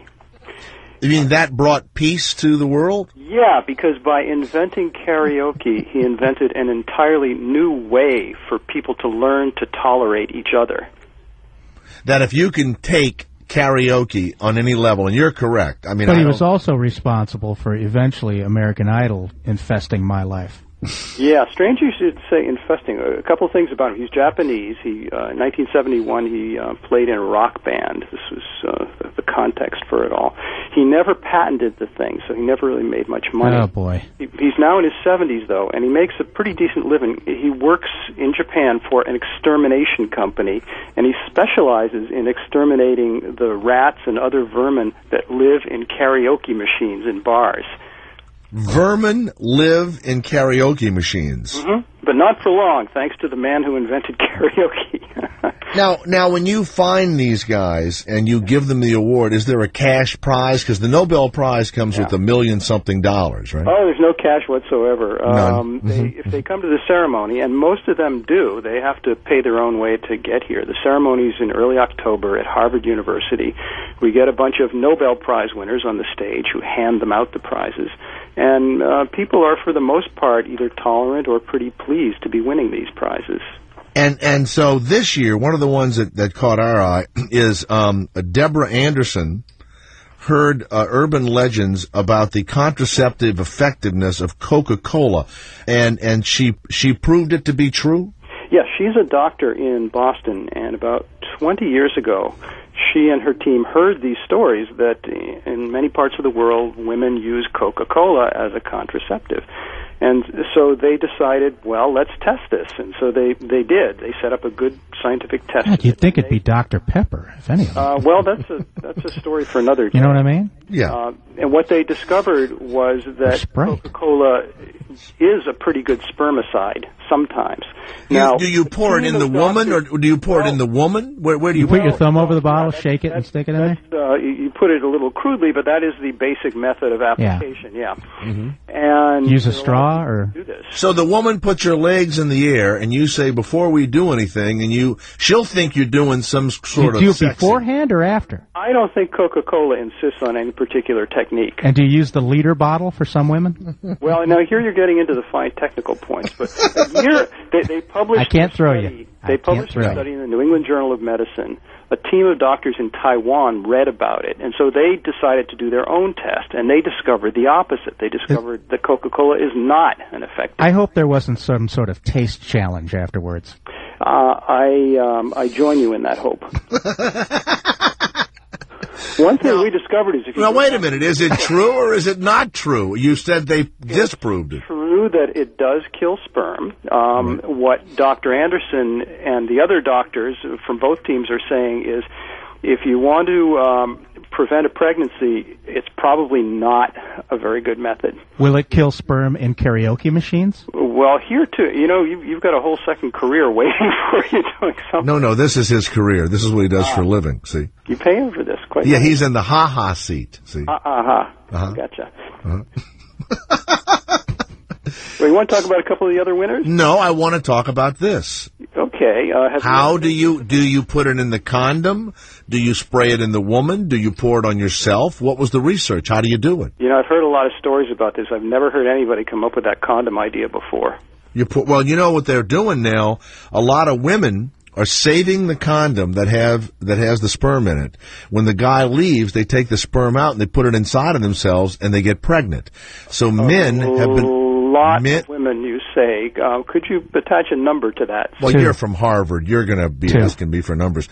Now they're recommending that men carry a small little thing of hot sauce. You ever get those little tiny hot sauce, little teeny tiny Tabasco bottles? And before you throw your condom away, you put a little hot sauce in there. Just flush it down the toilet with the hot sauce. You know, life is always getting more complicated. Can you imagine a woman saving a condom and trying to get pregnant after you've left the building? Not easily, no. Can you? That's the truth. No, I can't imagine it, but that's what I've heard. So the question is, when do you apply the Coca-Cola? When they did the testing to disprove it, what did they do? You don't apply it at all. But if you're hoping against hope, then you apply it as soon as possible. Inside of the woman? That would seem to be the general idea, yeah. Okay. You're kind of dancing around this, and it's your award. Mm-hmm. I mean, I'm asking you about your award. You're acting like I'm dragging you through the dirt somehow. Well, it sounds like you're asking me for medical advice. And no, I'm not. That's between you and your girlfriend. I really don't want to interfere in your family matters. Now, this one I've heard before, and we made fun of it. I'd like to hear how it turns out. Okay, this is the... Researchers discovered, and you gave them an award, that exotic dancers make more money when they're ovulating. That makes sense, though, doesn't it? Yeah, this is a team of 3 psychologists at the University of New Mexico, and they surveyed quite a few professional lap dancers, and they found out that at that time of the month, their tips more than double. Because of the scent they're sending out, or the pheromones, right? Well, they think so, but right now they know these are the numbers. And or maybe they itch and they're rubbing harder. Or somebody else to start looking into the explanation of exactly how. I think they just rub harder. Fake medicines, expensive fake medicines, work better than cheap fake medicines. Now, what sort of research? What's a fake medicine? Yeah, what is that, a fake medicine? Well, the fancy word for it is placebo. Oh, placebo. You know, you give a doctor will sometimes give, say, a sugar pill, and say this is medicine that will reduce your pain, whatever. So that's pretty much what they did. They got a bunch of volunteers and said, we're doing an experiment with this new medicine, and we're going to apply, I think, some heat to your finger, something like that, and tell us how much it hurts. And what they found was when they told people, we're giving you this medicine, it's a new medicine, it's really expensive, then the pain seemed to go away quite a bit. But when they told people, we're giving you this new kind of medicine, but it's really inexpensive too, those people said it still hurts. The pain didn't go away. Isn't that true, though, with food, too? You go to an expensive restaurant and get a hamburger. Like, oh, this is so great. All right, well, you know what? We'll continue this. Plus, we'll talk about how armadillos have changed history. With Mark Abrams, go to improbable.com. He gives out the Ig Nobel Awards. Rodney Lee Conover is here. I'm the main host, Jay Thomas, at Sirius Stars 102. I scream, you scream, it's all screams at 113. Our Halloween channel, Sirius Scream 113, is a week-long fright fest of scary stories and spooky sounds to bring out the spirits for Halloween. Turn on Scream 113 to share the scare with the little trick-or-treaters. All Halloween fun, creepy stories, and gory sounds all week long on the scariest channel on radio, Scream 113. Wade Boggs, Steve DeBerg, Mercury Morris, all athletes that tackled their hair loss permanently with medical hair restoration. It's 2008, guys. You don't have to live with hair loss anymore. The technologies, the techniques, the costs, it's all changed. You can now regrow your hair and get awesome undetectable results for less with MHR. It's no longer a question of if it'll work. It's now simply a question of when. When are you going to decide that you want to look like you did at least 10 years ago? One phone call, one complimentary evaluation, and bam, you can look 10, 15 years younger for less than you ever imagined. And your confidence will be back to where it was in your 20s. Write this number down, 800-647-8090. That's 800-MHR-8090. It's not a question of if anymore, it's a question of when. When will you regrow your hair. Call now and schedule your free private consultation. 800-MHR-8090. 800-647-8090. It's the best of college football. He may go! With the best of XM on Sirius. You already know Sirius is home to schools like USC, Ohio State, and Notre Dame. Now, with the best of XM, you get the ultimate college football package. Add the best of XM to your Sirius subscription, and you'll get SEC, Pac-10, Big 10, Big 12, Big East, ACC, and Notre Dame. You can't get this kind of coverage on radio. Call 888-7-BEST-XM. Go to Sirius.com/bestofxm. Available to U.S. subscribers only. Hi, this is Mark Anthony Farag, recording artist, actors, and athletes against drunk driving. Music is one of the most important things in my life, but nothing is more important than life itself. So choose a designated driver. Friends don't let friends drive drunk. How I long to hear you sing beneath the clear blue skies. A public service message brought to you by the Ad Council, U.S. Department of Transportation, National Association of Broadcasters, and RAD.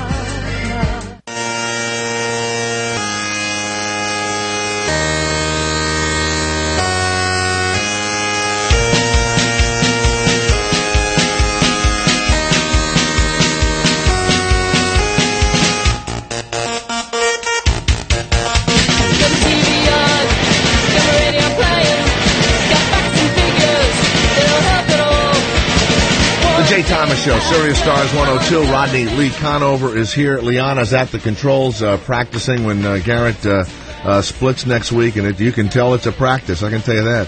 And Sean Kelly is the executive producer, and Mark Abrams is here. Go to improbable.com. He's the editor of the Annals of Improbable Research magazine, and you give out these Ig Nobel awards. And is it like the Hasty Pudding Awards there, the that kind of award? Is it a Harvard thing? Uppity Harvard kind of a deal?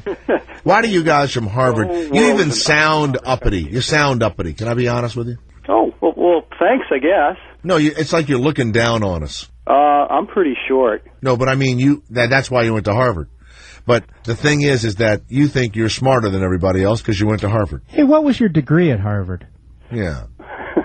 Seriously. Yeah. Thanks, Rodney. Okay, now you're getting down. Are we fighting with swords or knives here? No. I'm curious. I really want to know. Yeah, that's a Harvard response. That was kind of well thought out. Yeah, was it like mathematics or something? Yeah, applied math. Yeah, I thought so. Oh, then you are better than us. Did you know a guy named Sandy Frank? No, never ran into him. Okay, you know what? Can I tell you? You're better than us. Okay, Mark? Let me tell you something. Gosh. You tried to you are. graduate from Harvard with a math degree? You're done. That's pretty smart. If you graduated from Gulf Coast Junior College with a math degree, I'm impressed. Okay, Mark. And so you graduate with a math degree, and you run this magazine. Yeah. And is the magazine about math? No, it's about all kinds of things. Again, anything that you could loosely call research that makes people laugh and then think. So a lot of it's science, but a lot of it's lots of other stuff too. And a lot of it leads to items that are actually very useful, correct? Some does, some doesn't. Some does, some doesn't. Some do, some that's don't. why they call it research, because you're trying to find it, and you don't find it every time. Right. So you're not good at English, I can tell you that. Well, Jay, will you let the man talk? No. Oh, good. When people are doing research on something, that means they're trying to figure out something nobody's ever figured out before. And so, a lot of times, is it urban myths? Sometimes, yeah. So a lot of the times, what they're doing will turn out to go nowhere. And once in a while, they get lucky, and it turns into something useful. Like when they were studying bread, and they'd leave it out, and it would get old, and it got moldy, and it ended up being the cure for penicillin. Right. Well, I know how that happened. I read if this. You would have told them before you started, hey, I think this mold is pretty cool. I'm going to research it. They go, are you nuts? No, that's what happened to the guy. The guy leaves the bread out, or whatever it is, it got moldy, and somehow some of the mold got into the Petri dishes, and it killed the bacteria, right? And he began giving speeches all over the world of this research he was doing with mold. And if you'll check on this, Mark, they laughed him off the stage, and they would yell at him at the conventions. Jay, if you're going to be pretending you don't know much, you've got to stop coming up with these elaborate historical facts. It's true. I know it's true. It is true. And then it wasn't really done until, maybe the late 30s and right before World War II, correct? That they decided that they would try this. But it was some accident overnight a few times, and then he would mix the mold in there with the Petri dishes. Now, of course, I don't know the guy's name or whatever. And then he found out it was a gay contraceptive, too. But listen, what's another one of your ignoble awards that you found that were really the armadillos? How the armadillos? How did the armadillos change history? Yeah, this was some scientists in Brazil did this. You think about any archaeology movie, not that there are a lot, like Indiana Jones movies. So people are always going to these sites of historic things and digging them up, and they get pots and chairs and whatnot there, and they can tell you based on what was above something else in the pile when these things happen. Well, what these guys did was take a live armadillo and stick it into one of these archaeological digs. After they already knew what was in the dig, and then they put this armadillo in there, left it for a few weeks, and then they came and they dug the stuff up, and they discovered that the armadillo, just this one armadillo, just doing what it does, had scrambled the order of everything. So what they're pointing out is, if you're an archaeologist and you dig this stuff up, you have no way of knowing whether some animal or something else was in there rearranging everything. What I want to meet are the guys what were they smoking when they thought, hey, why don't we stick an armadillo in the hole, you know? You think if you stuck an armadillo in a woman, that would kill the sperm, too? But that's interesting. They dig this stuff up, and they make all these great proclamations, and they write books and make movies, and then you go, either that or an armadillo got to it. Mark Abrams, quickly, when's the date of the awards? When's the date? The ceremony's always on the first Thursday night in October, and you can watch video of this recent one up on our website on improbable.com. Thank you. Mark Abrams from the Ig Nobel Awards. Thanks a lot. Appreciate it. Talk to you later. The Jay Thomas Show. Rodney, I'll talk to you later. I hope I'm better tomorrow on Howard 101. I will be there. Leanna, good luck again. It's the Jay Thomas Show, Sirius Stars 102. You're part of Candace Bushnell Thursdays on the Sirius Stars channel, Sirius 102.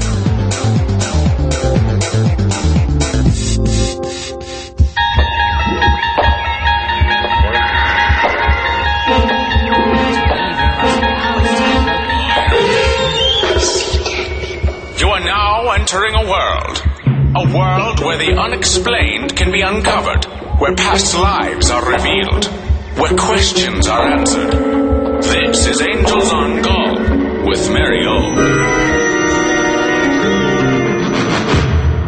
Okay, Leslie from Massachusetts. Hi, Leslie. Mary, how are you? Okay, sweetheart, how you doing? Good, good. I haven't. How you doing, as we say in New York? I haven't talked to you in a couple